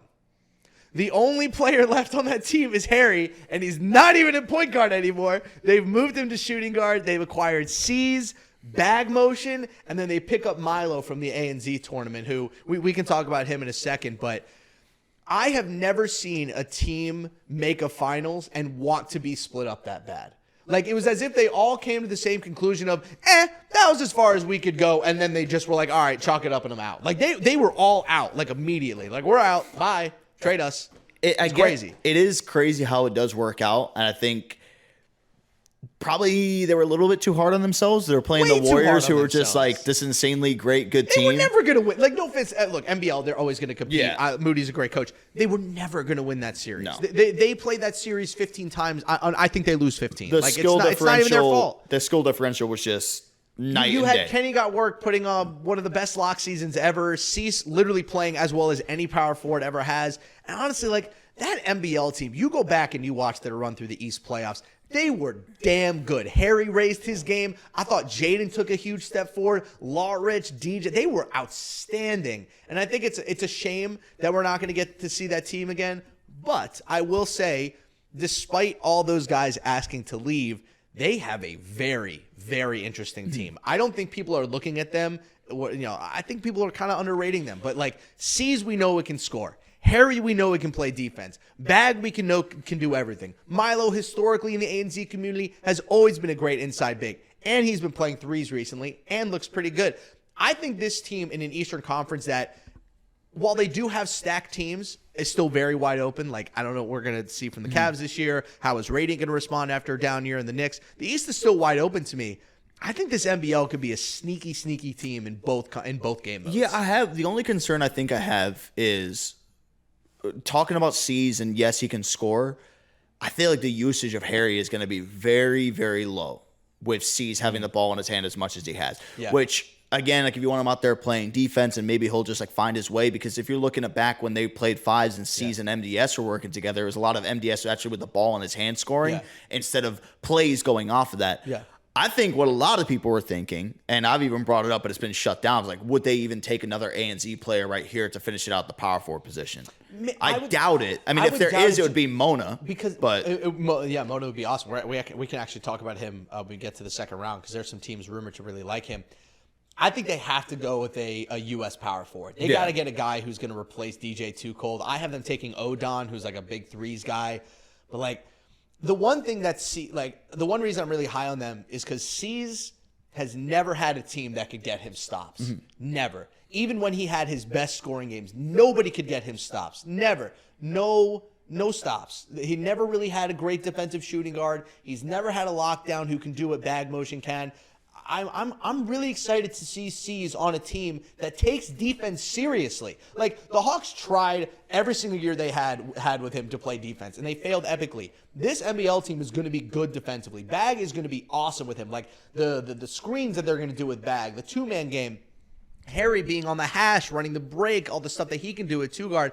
I'm excited for this team, but if this pick at power forward is a flop, and they put too much defensive pressure on Milo, the whole sandcastle is just going to crumble. Yeah. This pick is really, really important. It could be the difference between them making the 5v5 playoff and honestly being top 5 in the draft next year. I mean, I think even looking at threes, I don't like, because the good part is, I feel like for them just looking at threes is that Bag Motion is going to be that Pistons GT defense that they ran. Bag and threes, they are going to have some games where just the two of them win whole series. Yeah, it's going to be awesome. So that's why, like, I don't think Milo will be the guy to play in threes. I could be wrong. That's why I have them taking Odon, just so they can have another option. Which again, the roster shaping out to be another one like Duke's Infinitos. Like, all these guys are playing together. I will say, it is interesting to see C's and Bag on the same team. I'm interested to see how they play with two international guys. Like, Bag has always been a really big proponent of international players. If guys can play, I'll play with them. He doesn't really care. C's has always been surrounded by really high-end league players. Obviously, he's played a lot played in eFIBA a whole lot, so he has experience playing on the international side of things. But I'm interested in this NBL team. I think they're going to be a really, really interesting squad. Mm-hmm. Nobody's really talking about them because, again, their roster, like you said, is kind of a funky amalgamation. Yeah. But we'll see how NBL pulls them together. Moody's going to put a good product out. That's for sure. They're not going to be bad. The Magic have picked 16. We talked a lot about them. The Hornets have picked 17. We talked a lot about them too. So let's move to pick 18. The Genji Tigers of Lexington, Kentucky. Jay Keith and the boys. A wacky offseason for them. I feel like I've said that about every single team. It was a wild offseason. We had almost 30 trades. They opened up the offseason with Gallo, DJ, Crush, Feast, Flacco. The team now is very different. Yep. It's Len is gone. Jay Keith is in. It's Gallo. It's Reese the God. It's Lawrich, and 2 open spots in the front court position. It's funny. It's so hard to think about this team in a different frame of mind because Feast was such And I don't like he was such an icon for this team. Like they played the way that they played because of him. Yeah. That defensive style, that defense first style was because of him. He's gone. There is no replacing Feast. They are going to have to play a different style of basketball now. However, it does line up a very interesting Gallo breakout season. And as good as he was when he won Rookie of the Year, I actually thought he was a little bit better last year than might be perceived. Imagine if you get him a offensive center that he trusts, and they finally start hitting the slip. They finally start getting the big man involved down low.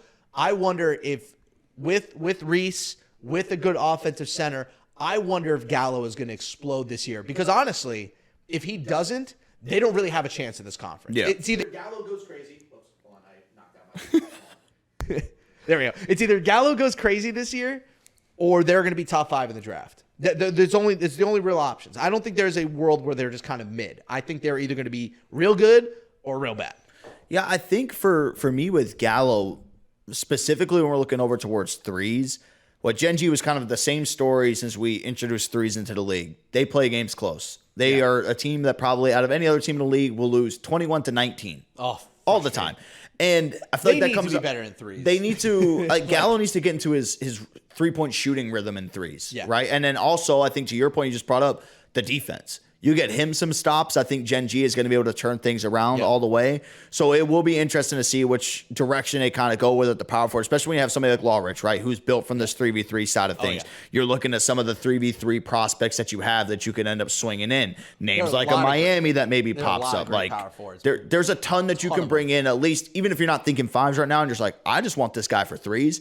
There are a lot of guys that you can bring in. Respect to the Gen G franchise, they have to be better at threes this year. Yeah. Like they have been disgracefully bad. You have too good of a guard to not be one of the best threes teams in the entire world. My worst case scenario is that they're bad at threes again, and Reese the God ends up closing out the season for them at threes guard. If Reese the God is closing out 3v3 for them as their lead guard, I have very poor hopes for them. The 5v5 hopes. Yeah, go at down that point drain. you're like, oh God, I predicted, I think on the poster that Gen G was going to win the 5v5 finals last year. Hey, look, we got to say this. They had a great season last year in 5v5. Yeah, I know that look, they made the Final Four of a tournament. They made the Final Four. They should have beat that Knicks team. They should have beat them and gone to the Eastern Conference Finals. Or was that? Yeah, they should have beat them. They couldn't. And now, obviously, because of that loss, they had to blow the whole team up. But from a draft-specific standpoint, they got pick 18. They got pick 33. They have to replace Anias and Feast. We talked about replacing Feast. Replacing Anias is also not easy. He had a great defensive season last year. One of the more higher-caliber defenders that we have in the league. It's a whole new front court, and I'm fascinated to see how this Gen G team kind of pieces this whole thing together. Lawrence, I will say, it's a different role this year for Lawrence. Yeah. Lawrence last year was not the first voice defensively. You can make an argument on that NBL team. He wasn't the second or the third. It probably goes Moody, Sick, DJ, then Lawrence.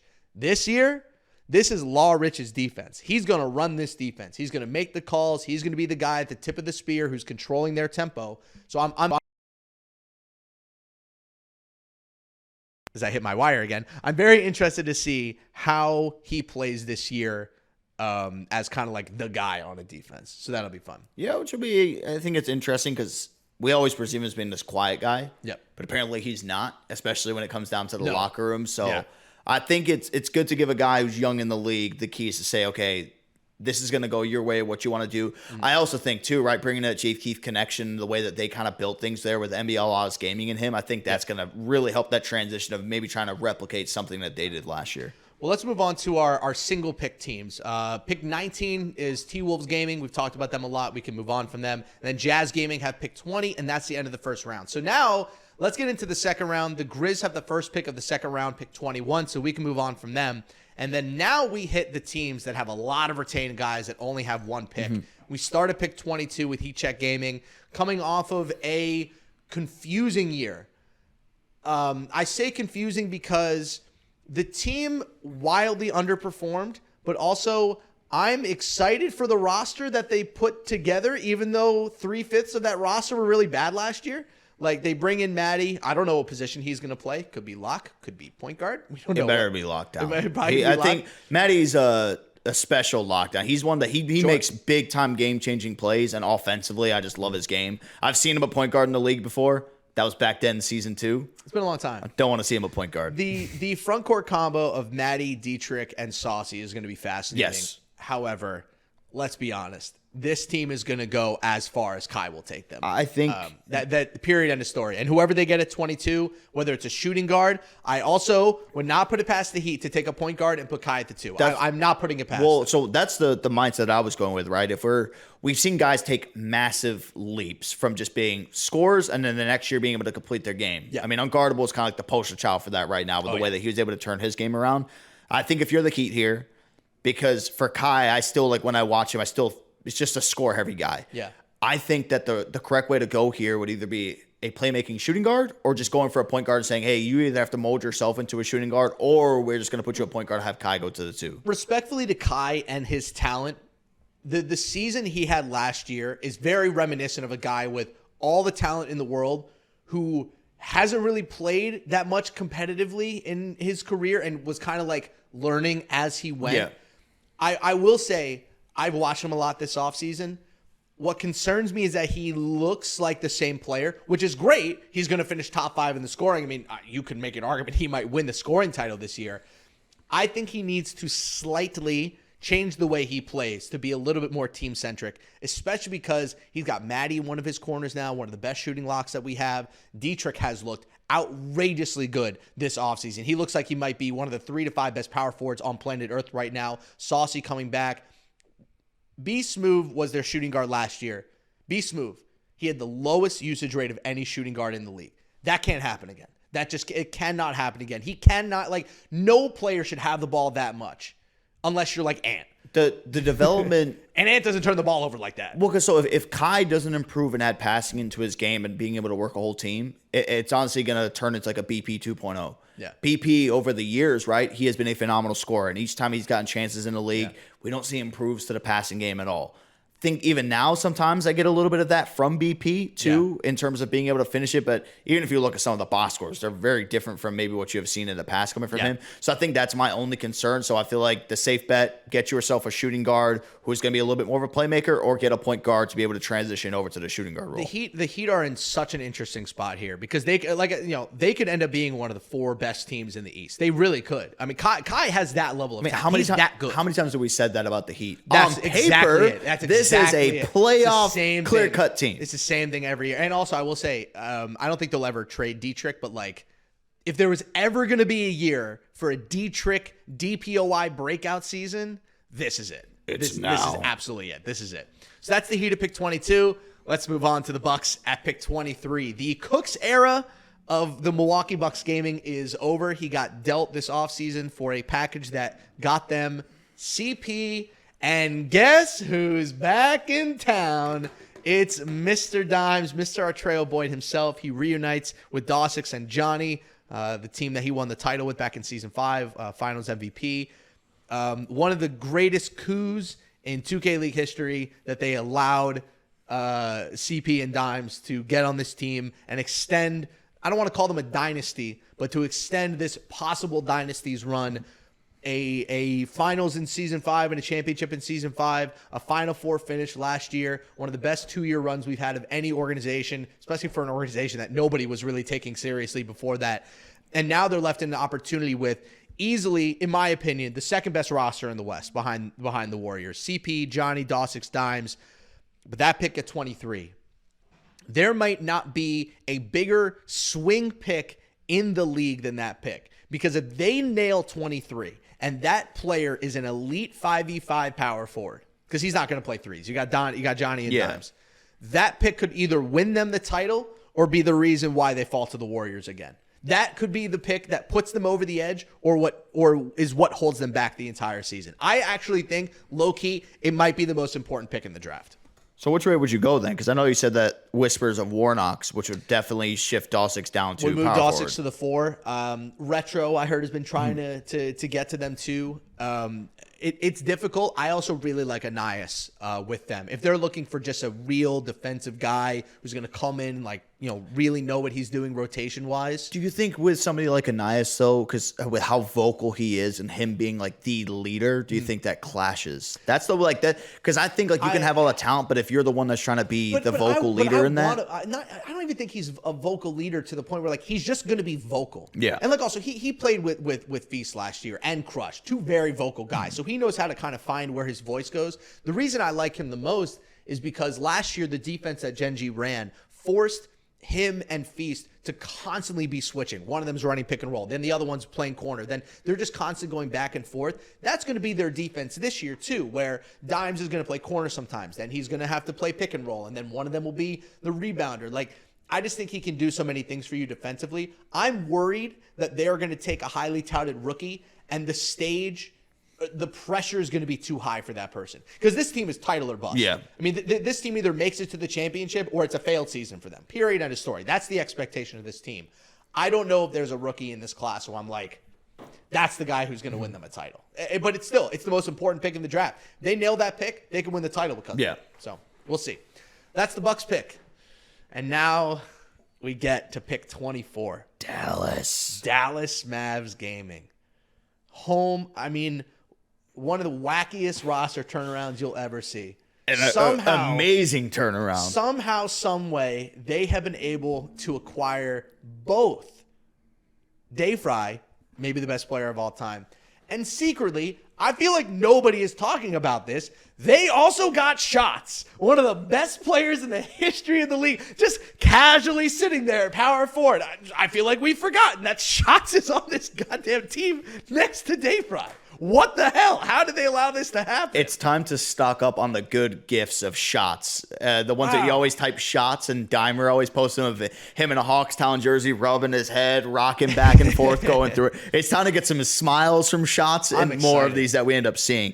But no, I mean, it is definitely one of the more less talked about things, but rightfully so, right? Whenever Dave Fry comes back, that's going to take over all those stories. But I think because while Shots has been so good, I still remember Shots like from when he first came into the league and how dominant he was. And if you have kept up with his career, he's really kept that same level of play, if not gotten better over the years, especially when he is put into an environment where it's kind of set up for him to succeed. Like when he was with the Nets, he was playing out of his mind. Oh my God. I think now you pair him with somebody like Dave Fry, who's on a revenge comeback season. Oh, I can't wait. Just had to spend a year coaching. He's like, man, I can still go out there and do this thing. Yeah. That is going to be scary, especially with Jarcy and his improvements, the way that he came into the league at the lockdown position, how good that he's been playing. And I will say, like if Shots doesn't work out at the 4, they'll have a lot of options that they want if they have to move Shots. Right? Let's say it doesn't work. Jarcy can go to the 4. They can acquire a lock. But also the number one focal point of this team outside of the front court, they acquire Cap as well from the Wiz. They bring him over. They're still looking for their shooting guard. That's who they're going to take at 24. Here's the big question when it comes to this team. Regardless of who they take at 24, do you think Cap is the guy who's going to put them over the edge? It's not like a talent thing. It's there are levels to this. They just got Dave Fry. They're trying to win the championship or at least make a deep run. They've obviously done it together with the Wiz. This is not the Wiz. This also isn't the Eastern Conference back in season 4 and season 5, which, to be honest with you, nowhere near the conference that the Mavs are in now in the West. I mean, that Eastern Conference, they were dealing with the Malik Carey stick rookie season team in season 5. They were dealing with a Gen G rookie season Gallo. They could barely score more than 55 points in a game. This is a very different conference that Dave Fry's trying to conquer this time. I want more confidence coming out from Cap. Me if too. They want to be able to, like, when you think about being a proven winner and like playing with the best players in the world, and Dave Fry obviously having heavy influence of being like, I want Cap to come play here as well, that should do something for your confidence. And that should be able to elevate your game for him. Mm-hmm. I do feel like with the glimpses of when Cap is at his best is beautiful. It's awesome. It is some of like the prettiest point guard gameplay that you'll see in the game of NBA 2K. Very fluid.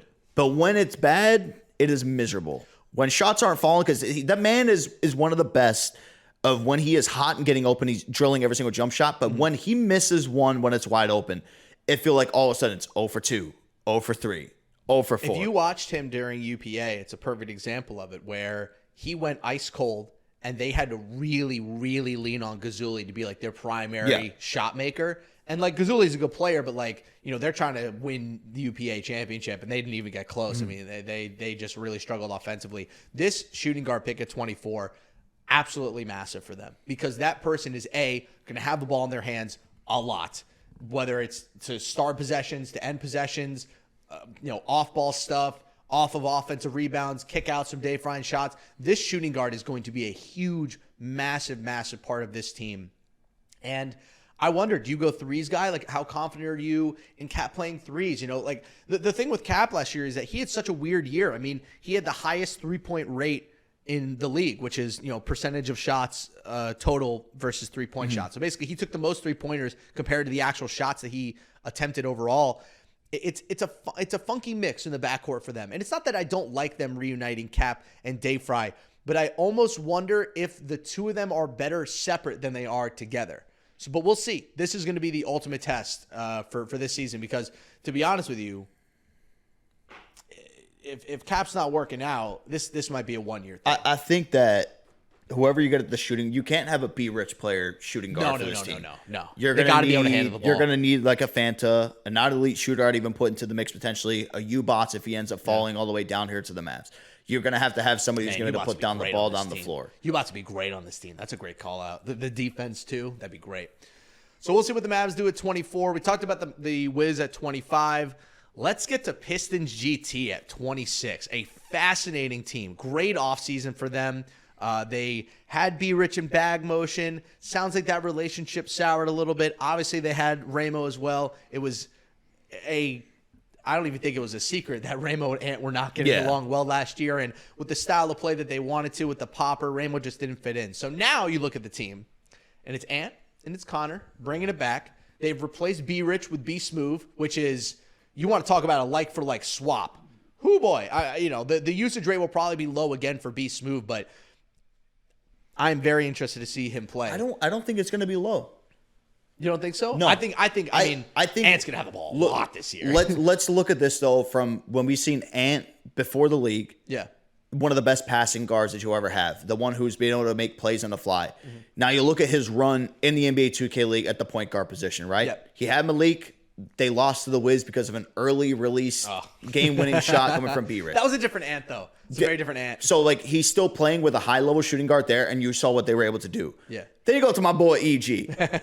He's all right. He's nice. And didn't have the most faith in him. That's why he wasn't running a whole lot of plays from him. Sure.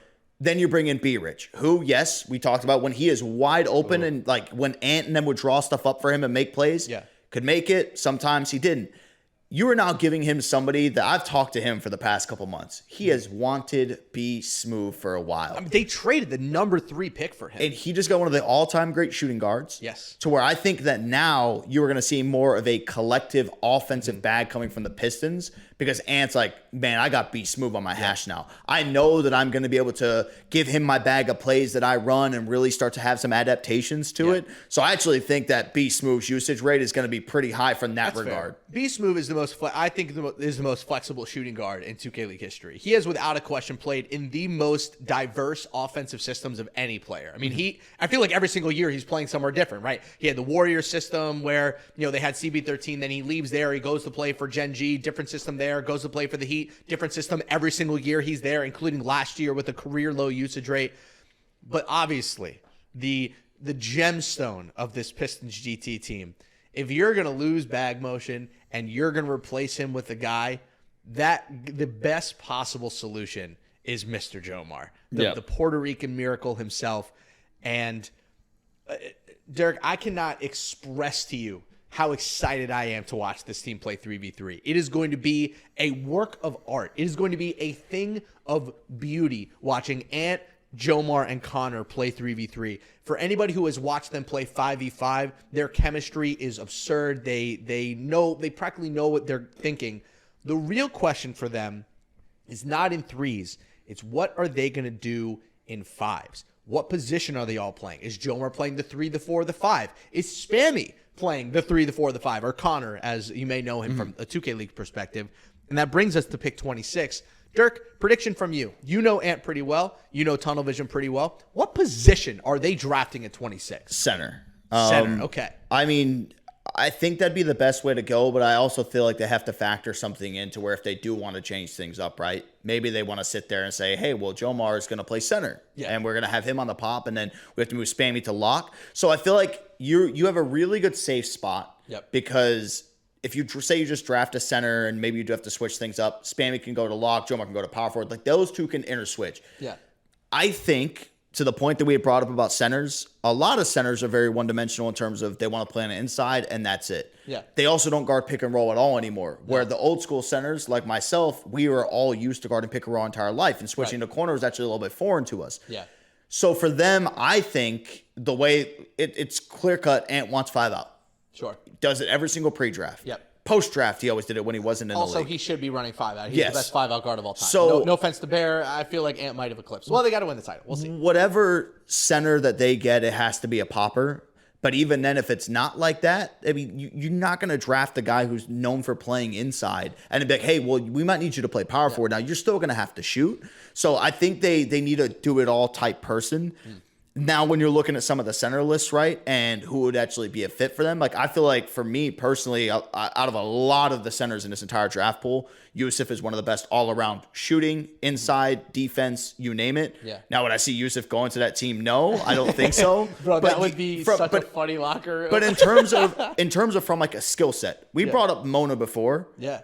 I know that I sat there and I was like watching Mona play. I'm like, damn, bro, this is exactly what like. He's also loud. This is what like a tunnel vision. Like imagine Connor and Mona standing side by side, screaming at you on stage. That's terrifying. I don't want to imagine that. So thank you. I'm okay. But like it's something like that. You need somebody who's going to be a do-it-all type player, and historically has shown you that they can mix it up. It's not just let me hold and set a screen. Ant's going to want you to be like, okay, I want you to set a screen. I want you to dex in and out as a center, which is what honestly, you hardly ever see. Them taking like a Mona or another A and Z guy.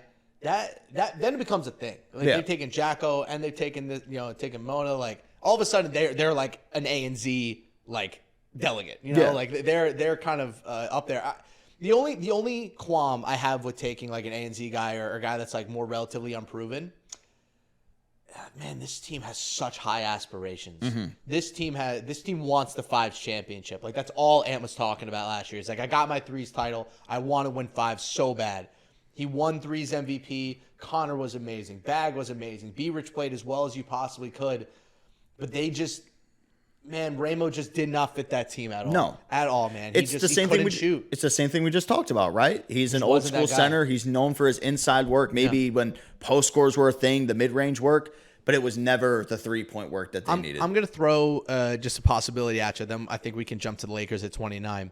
I think this Pistons team at 26 is primed for a trade. They got that extra future first. I think they're going to do something sneaky here. I think they're going to do something interesting. I think they might move up to get their guy. Just keep an eye out. And who would that guy be? Honestly, man, I wouldn't be surprised if they take Boot. I feel like we've gone through this entire draft process and we haven't talked about my number 1 center. Boot's amazing, man. Boot reminds me of the centers of old. Do I know, can he pop? I think he could probably do anything. He's probably closer to an inside big than he is a popper, but man, the talent is hard to ignore.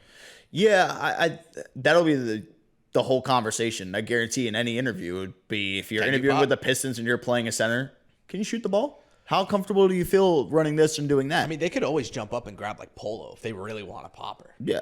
So there's as much as the center position has become less and less valued, when you're talking about 5 out, they're a vital part in that offense, so it changes. This is the bridge season for center, where the value is low now. I'm telling you, center value next year, when we really go full popper, is going to go right back up. Because all of a sudden it's going to be, if you have the best popper, that's how. Because last year when it came to 5 out, what was really changing offenses wasn't the popper. It was how your lock was playing in 5 out.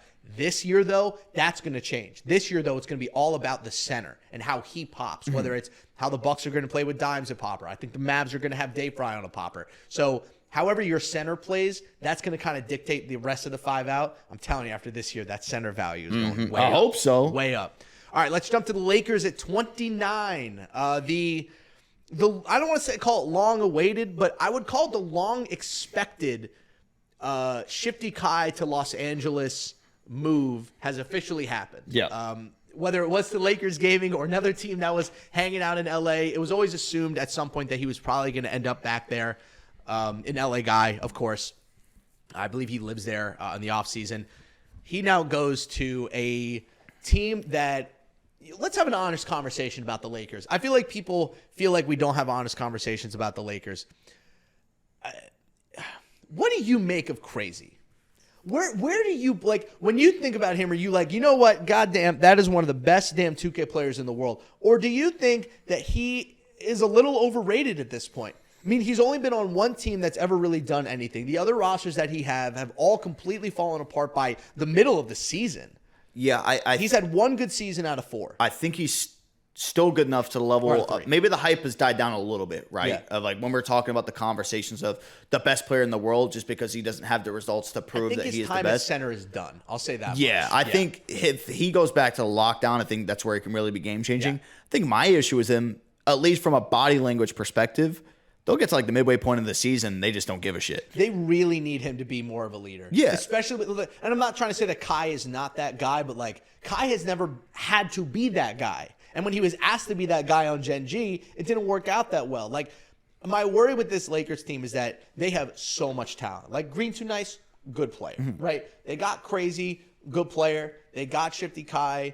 I'm interested to see what they do with the other guard position. And, of course, at center, I'm blanking. They got YoVC at the end of last year. I mean, talent is not going to be a problem for this team, but who's going to be the guy who comes together and is like, what the hell are we doing? Like, we got to win something here. I just don't. Like, they need Crazy this year. I don't know if he has it in him.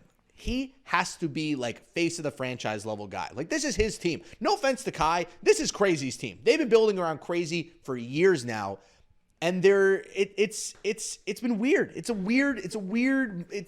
a funky team. I mean, like, Kai's shown us enough, especially in a half court, so that he can really change games. Yeah. Jumping to point guard is definitely going to be crazy leap. I mean, if he even jumps the point guard. So, and then it's, I guess when you're looking at who do you want to draft, are you going to potentially end up with a double shooting guard lineup with Kai and whoever and just putting them at point guard and shooting guard? That'd be kind of fun. Or this late into the draft, are you looking at some of these point guards that are still left out there on the board and like, yeah, let's take this guy and have Kai to play the shooting guard for him. They got to get a point guard who can. Oh, I hit my wire again. Okay, we're good. They got to take a point guard who can take the lock attention off of Kai. Like, they have to find a person who can make offense easier for him. I mean, that's why the T-Wolves are so good, because if you put the lock on Kai, Bear's going to cook you for 2 quarters. Yeah. If you put the lock on Bear, Kai's going to cook you for 2 quarters. You got to pick your poison. And I mean, the only team that was able to figure it out against the T-Wolves was the Bucks twice. That was the only team that really figured them out. I mean, they've dominated the tip-off with Kai and Bear, and they just kept running into a Milwaukee team that, I mean, man, how funny is it that Dawsix ended up being their kryptonite, huh? Right. Dawsix, I mean, it's just so funny to me. But I think this Lakers team, man, like, for me, this is if there was ever a year that Kai was going to win MVP, it's going to be this year. Yeah. No more Bear next to him of people being like, oh, they take away each other's votes, KD and Steph style. Like, there's no more of that. He's going to be the number 1 offensive player on this team. They're going to go as far as he's going to take them in both game modes. But this pick at 29, it's going to matter a lot for them in 5. Their 3 lineup is set. I'm very interested to see what this team does with this pick. I have Dynasty falling to them at 29, and I feel good about that. Like, if he falls to them, that's going to be a great pick for them. If he falls to them, it would be nuts. Yeah, I mean, they've been playing with Meter Dunk. I think Tay is an option. Like, there's a lot of options for them at 29, but I don't think talent is going to be a problem with them this year. They're going to be a really good team. They can beat anybody in the league, but if they, excuse my French, they got their heads up their asses this year like they did last year, they're not going to improve. I think, I'm usually not one to be super hard on coaching in any aspects. I feel like a lot of that's a bailout excuse for teams playing bad. I feel like this is one where Nacho really just needs to, from a mental standpoint, get everybody engaged and not allow them to just be able to check out in a lot of the games that we have seen them kind of in the past. This team can win everything. They really can, but they need somebody in that room who's going to be a real leader. All right, so that's pick 29 for the Lakers. Pick 30 is Blazer 5. Pick 31 is Dukes Infinitos.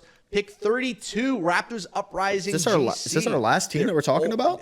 Yeah, because then with our last 3 teams, are teams we've talked about. Pick 33 is Gen G. Pick 34 is Blazer 5. And pick 35 is Hawks Talent. So back to pick 32, Raptors Uprising GC. They spent a lot of time last year trying to rebuild the team, trying to get it back on top. And they are now left with just 1 of the first-round picks that they had from last year. Mooch is gone. Gazuli is gone. Ham is the only one that's left. Still not totally sold on him as like a high-level lock. Decent player. Seam had a season for the ages at center, jumping over.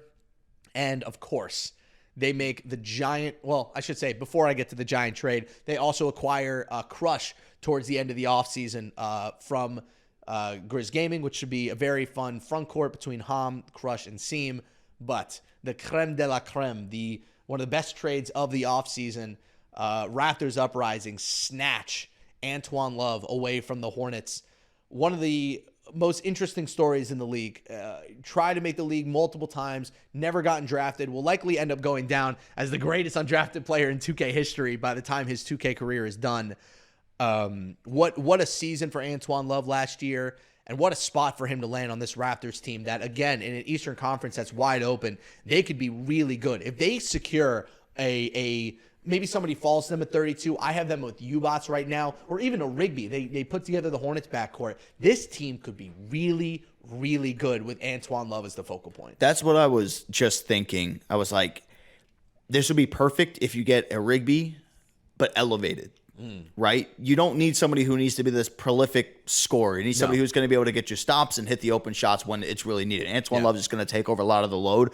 I honestly think a lot of the pressure for this team, or just in terms of an individual standpoint, is Crush. Yeah, big season for Crush. He hasn't been having the greatest years so far in the league. Mm-hmm. You go out there and you're like, this is why you don't trade players to places they don't want to go. You make this whole big fiasco on social media. Yeah. To where now you're with this team. He got what he wanted. If you got what you wanted, if you come out here and you just have an ultimate dud individual season, what does that say about you? And kind of what everyone's saying is Crush still that same level of player that he was when he ended up coming into the NBA 2K? Because Ham and Seam, I think his defenders are still relatively unproven. Crush is probably going to have to be the best defensive player on that team, for sure. He's going to have to be the one at the power forward position that we are just constantly calling out. He's leading the league in steals. He's up there in blocks, his rebounds. Like, calling him more than really anybody else in the entirety of that team. But yeah, I feel like for the shooting guard position for this, you almost need a game managing shooting guard. So for example, like I'm not going with a Fanta. I'm not going with a not elite shooter type player or rec combos. I want somebody like if they're going to get the ball in their hand, like, yeah, take your time. But almost they're getting a lot of grenades this year, unfortunately. That's what it's going to come down to. So find somebody that hits your open shots. I don't know which way that you want them to go about it, or they just completely flip it and they're like, screw it. No, we want two guys who are going to be able to score at a high level. Also for the 2K nerds out there, for the guys that care about this stuff, which may not be many, definitely me. I am very interested to see how Nick, obviously coming over from the T-Wolves, coaches this team, because I feel like anything that he did in Minnesota, they were always going to give credit to how great the roster was and all the talent they had. I don't really know what Nick's style is on either side of the ball, because the T-Wolves, regardless of if he was there or not, was going to run the exact same offensive style. They were going to run the popper. They're going to do 5 out. Kai and Bear were going to cook no matter what system Nick was running. Nick gets an opportunity here to basically from nothing, create his own offensive and defensive system. And if it's good enough, it could get them to the playoffs. I'm very interested to see what style do they play? What's he going to do? What haven't we seen from Nick that he's going to pull out this year to improve this team? Because remember, he's GM and head coach of the Raptors. Yeah. He replaced Roy. So I'm fascinated to see what kind of basketball is Raptors Uprising GC going to play this year with Antoine Love. Because honestly, what Antoine Love did last year with the Hornets, this team can't replicate. There is no Crown on this team. Seems really good. He's not the playmaker that Crown was. Antoine Love and Rigby last year, you watch them. There was a lot of Crown at the high elbow, getting them passes, getting them open, off-ball screens with fluke lock, the whole thing. That's not going to be there. It's going to be a lot of Antoine Love iso ball this year. I'm fascinated to see how they actually play 2K this year. What kind of basketball are we going to see out of them? It's going to be, I think, a big trust thing for the players and Nick, right? He was with the T-Wolves for so long, just naturally kind of gained that trust. I feel like for now, when you're going into this new team, and I feel like for a lot of coaches, right, it's about what can you improve on and the reason that you're here. What's going to take us to the next level? Of course, for Antoine Love, that's going to be trying to change up things to his passing game. Yes. Right? Scoring's good. Nick has nothing to say about that. Like, you guys are going to be straight. Now, from a defensive perspective, I mean, you even look from Nick from a coaching standpoint, and everybody runs the same defense in 2K. Let's not act like it's this crazy complex thing. Not. Everyone's running the exact same rotations. It's the fluidity of the rotations and the trust that you have. And the chemistry, we saw what Nick was able to do with Brazil. While Brazil was still probably easily the best country in South America for the game of NBA 2K. They were the only people running real stuff. Yeah, and so Nick doesn't have to necessarily teach them. It's just going to be more about getting the timing down for stuff and calling it out. Sure. I feel like now with the T-Wolves, the role that we saw him, he was actively engaged. I think things get kicked up another notch now with this. I think he's going to be a lot more comfortable too with the team, but actually being on comms. I know before, right? It's Nick, but it was also a lot of JB constantly going in and out of the team. And Bear, of course. Yeah, he is going to be the only person coaching and leading those comms. There's not going to be Kevin, which I don't think Kevin works with them anymore. Let's just say Johnny. Johnny's not going to be out there on the comms just talking into the headset. It's just going to be all Nick. So I think they're primed to have a phenomenal season, right? They're obviously never going to have that same success that they had back in season 3 with that Raptors team, but just to bring some life back to Toronto. Yeah. All right, well, that's pick 32 for the Raptors. And then, like I said before, pick 33, Gen G. We already talked about them. Pick 34, the Blazers. And pick 35, you have Hawks Talon. We'll leave the teams that already have completed 5s. We'll leave them for either the post-draft podcast coming up tomorrow night, or we'll save them for a season preview whenever we do it. But most of the podcasts we do probably won't be an hour and 45, depending on like the craziness that happens. Probably most of them will be closer to an hour. The draft has to be a long both of these episode. Draft prospects are going to be really long. Are there any? I guess while we're here, we got 10 minutes to make it 2 hours if we want to round it out. Are there any prospects we want to talk about? Is there anybody you feel like we haven't discussed that we need to give a shout out to? I talked about Boot in the way I wanted to. I feel like we talked about a lot of the guys. How about this? How about we start from point guard and move down? Okay, all right. So just guys we want to call out. Okay, you go first. For me, I'm gonna say Mooch. Ooh, okay. I know for some reason I feel like a lot of people have this like negative energy for Mooch for some reason in terms of like the way that he ends up playing the game. I remember playing with him when he was trying to go for the league. He didn't make it that year. That's when he jumped on a community team. And I remember the one thing I always called out with Mooch is like, man, you move at 1,000,000 miles per hour and you do not slow down. Yeah. 3s that works really good for you, in 5s not. I have seen him really change up his 5s game to where I think if a team takes a chance on him to be a point guard, I don't think he's going to catapult and be like a top 5 guy. Yeah. Maybe creep into the top 10 with his gameplay, but that's somebody who has really improved. So I think that's kind of a sleeper one, right? Because a lot of people are talking, obviously, Benzo, Dynasty, Duck, and BP, I feel like are the names that we just constantly keep hearing Mooch kind of floating in there. I think that's a player that a lot of these teams should look out for more. I'm a slot Tay in there. Okay. Just because, like, man, he's played with everybody. He was on the league bench last year. He's played with Zero. He's played next to so many league professionals over the years. It's like, if there's anybody who hasn't been in the league who you'd be like, are they league ready?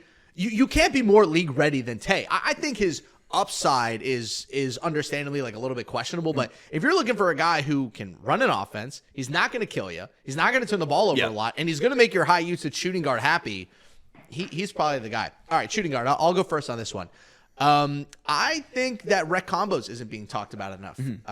He made the swap to shooting guard. He's looked really good this offseason. I think he took his lumps last year in 3s. I think if he gets a second chance, he's going to look a whole lot better.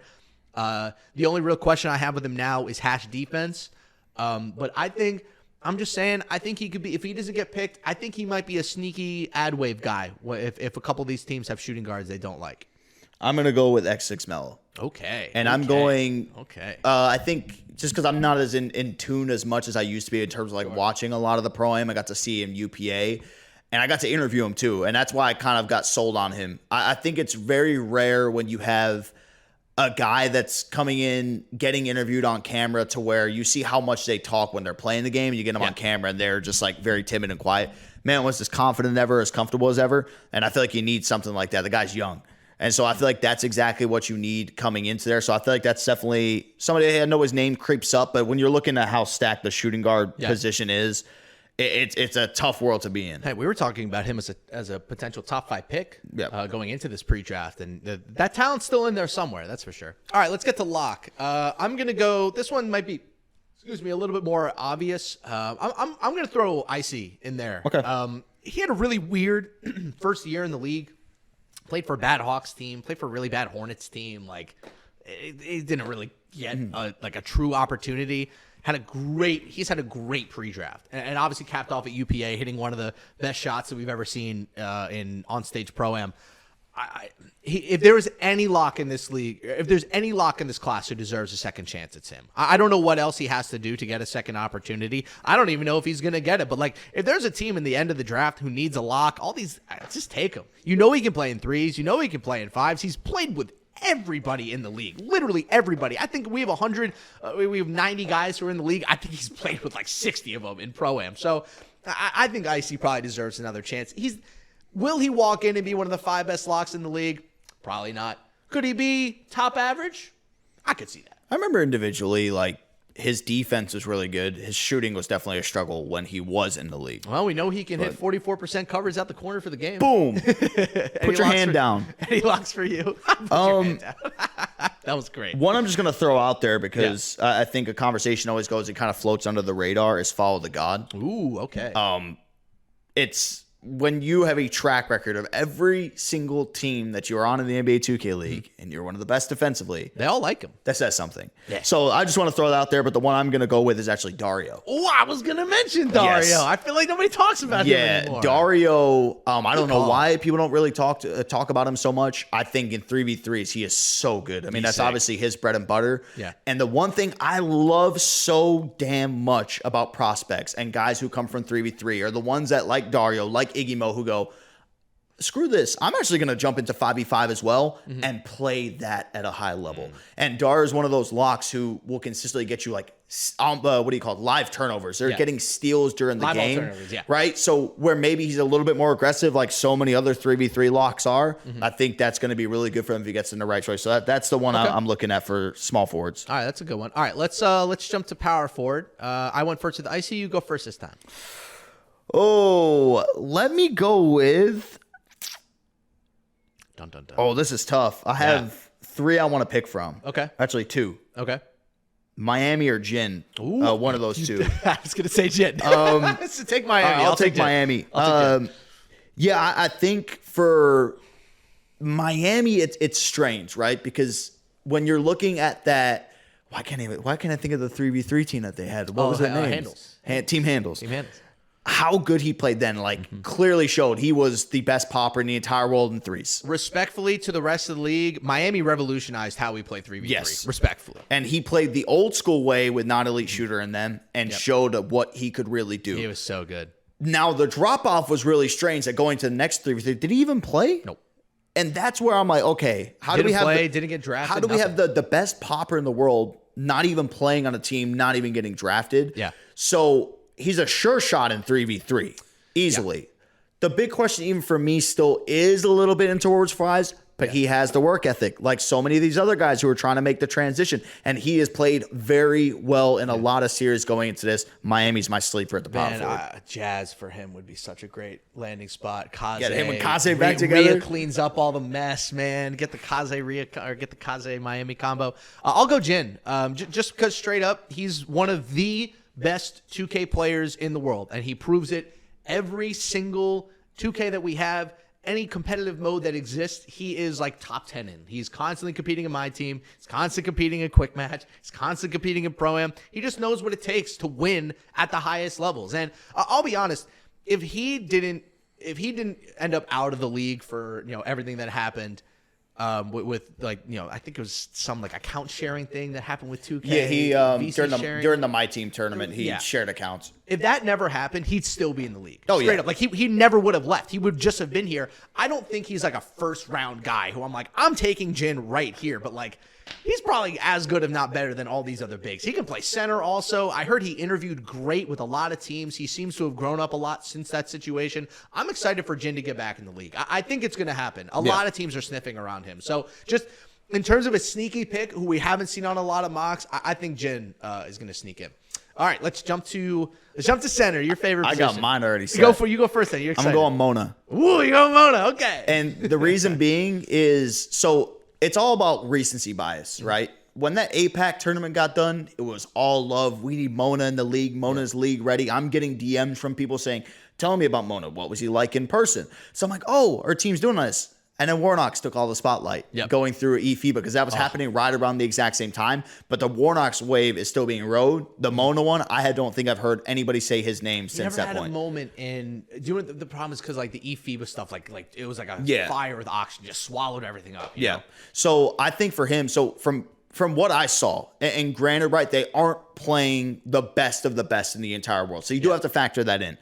But the one thing, even when you're playing some of the best in your region and going toe-to-toe with them, and you have that level of confidence that he does, the game IQ as a popping center, which I think I found out, somebody had messaged me saying that center's not even his natural position, that he just like floats and jumps around from position to position. Just a 2K guy. He was playing it exactly how Dimes was playing center, to a T. Getting the ball up top, calling the wraps, calling cuts off of it, and orchestrating the entire game. On top of that, also making insane defensive plays. I feel like if there is a prospect who can come in at the center position with the new revolution of pops now starting to be incorporated into the mix, if he can bring that same level of IQ to this and the same level of confidence to the right team with this, I think like we could finally have like our star European, Australian center in the league. International guy. Yeah. And also to your point, if he does end up on the Pistons, any opportunity to get Ant to play off ball more, one of the best off ball guards in the world, would be awesome. Because that is something that their 5-out offense started to stagnate last year when teams just realized we are going to do everything we can to stop Ant, and we're just going to force you to kick it to one of the corners. And look, Connor is a great shooter, but like, you toss it to a guy enough in the corner, eventually he's going to miss. That's just how 2K works. And in the other corner is Raymond. He couldn't really shoot. If they can do something to get Ant off ball and into one of those corners, I mean, that would be huge. Yeah, that was my deep down into the trenches sleeper at center. My one, I'm going to go. This one's really tough. I'm actually going to go amazing happens. It's difficult because the center position is really tough to scout because I think across the board in Pro-Am right now, center just doesn't really bang the way it used to, like it's just not the same. Like it used to be so easy to scout centers, right? Because who's the guy that's dominating everybody? See, I have to factor this in. That guy's good. I'm drafting him. This year's 2K is the hardest to scout centers because of the precision dunker badge. Yeah. If there is no right stick dunking in the league, a lot of these top centers, there has to be. I don't think there's going to be. No? It's broken. Unless they really have it down to where it's like stoppable. Sometimes. There's still the instances where you will wall it up perfectly as a power forward and their green window is massive. Would you call it a skill gap? No. No skill gap. Okay. No. I guess the only skill gap would be making sure you're at the right angle to get it. But if you look at the green windows from these guys' point of view, when they have a high interior power forward or center walling up and it still happens.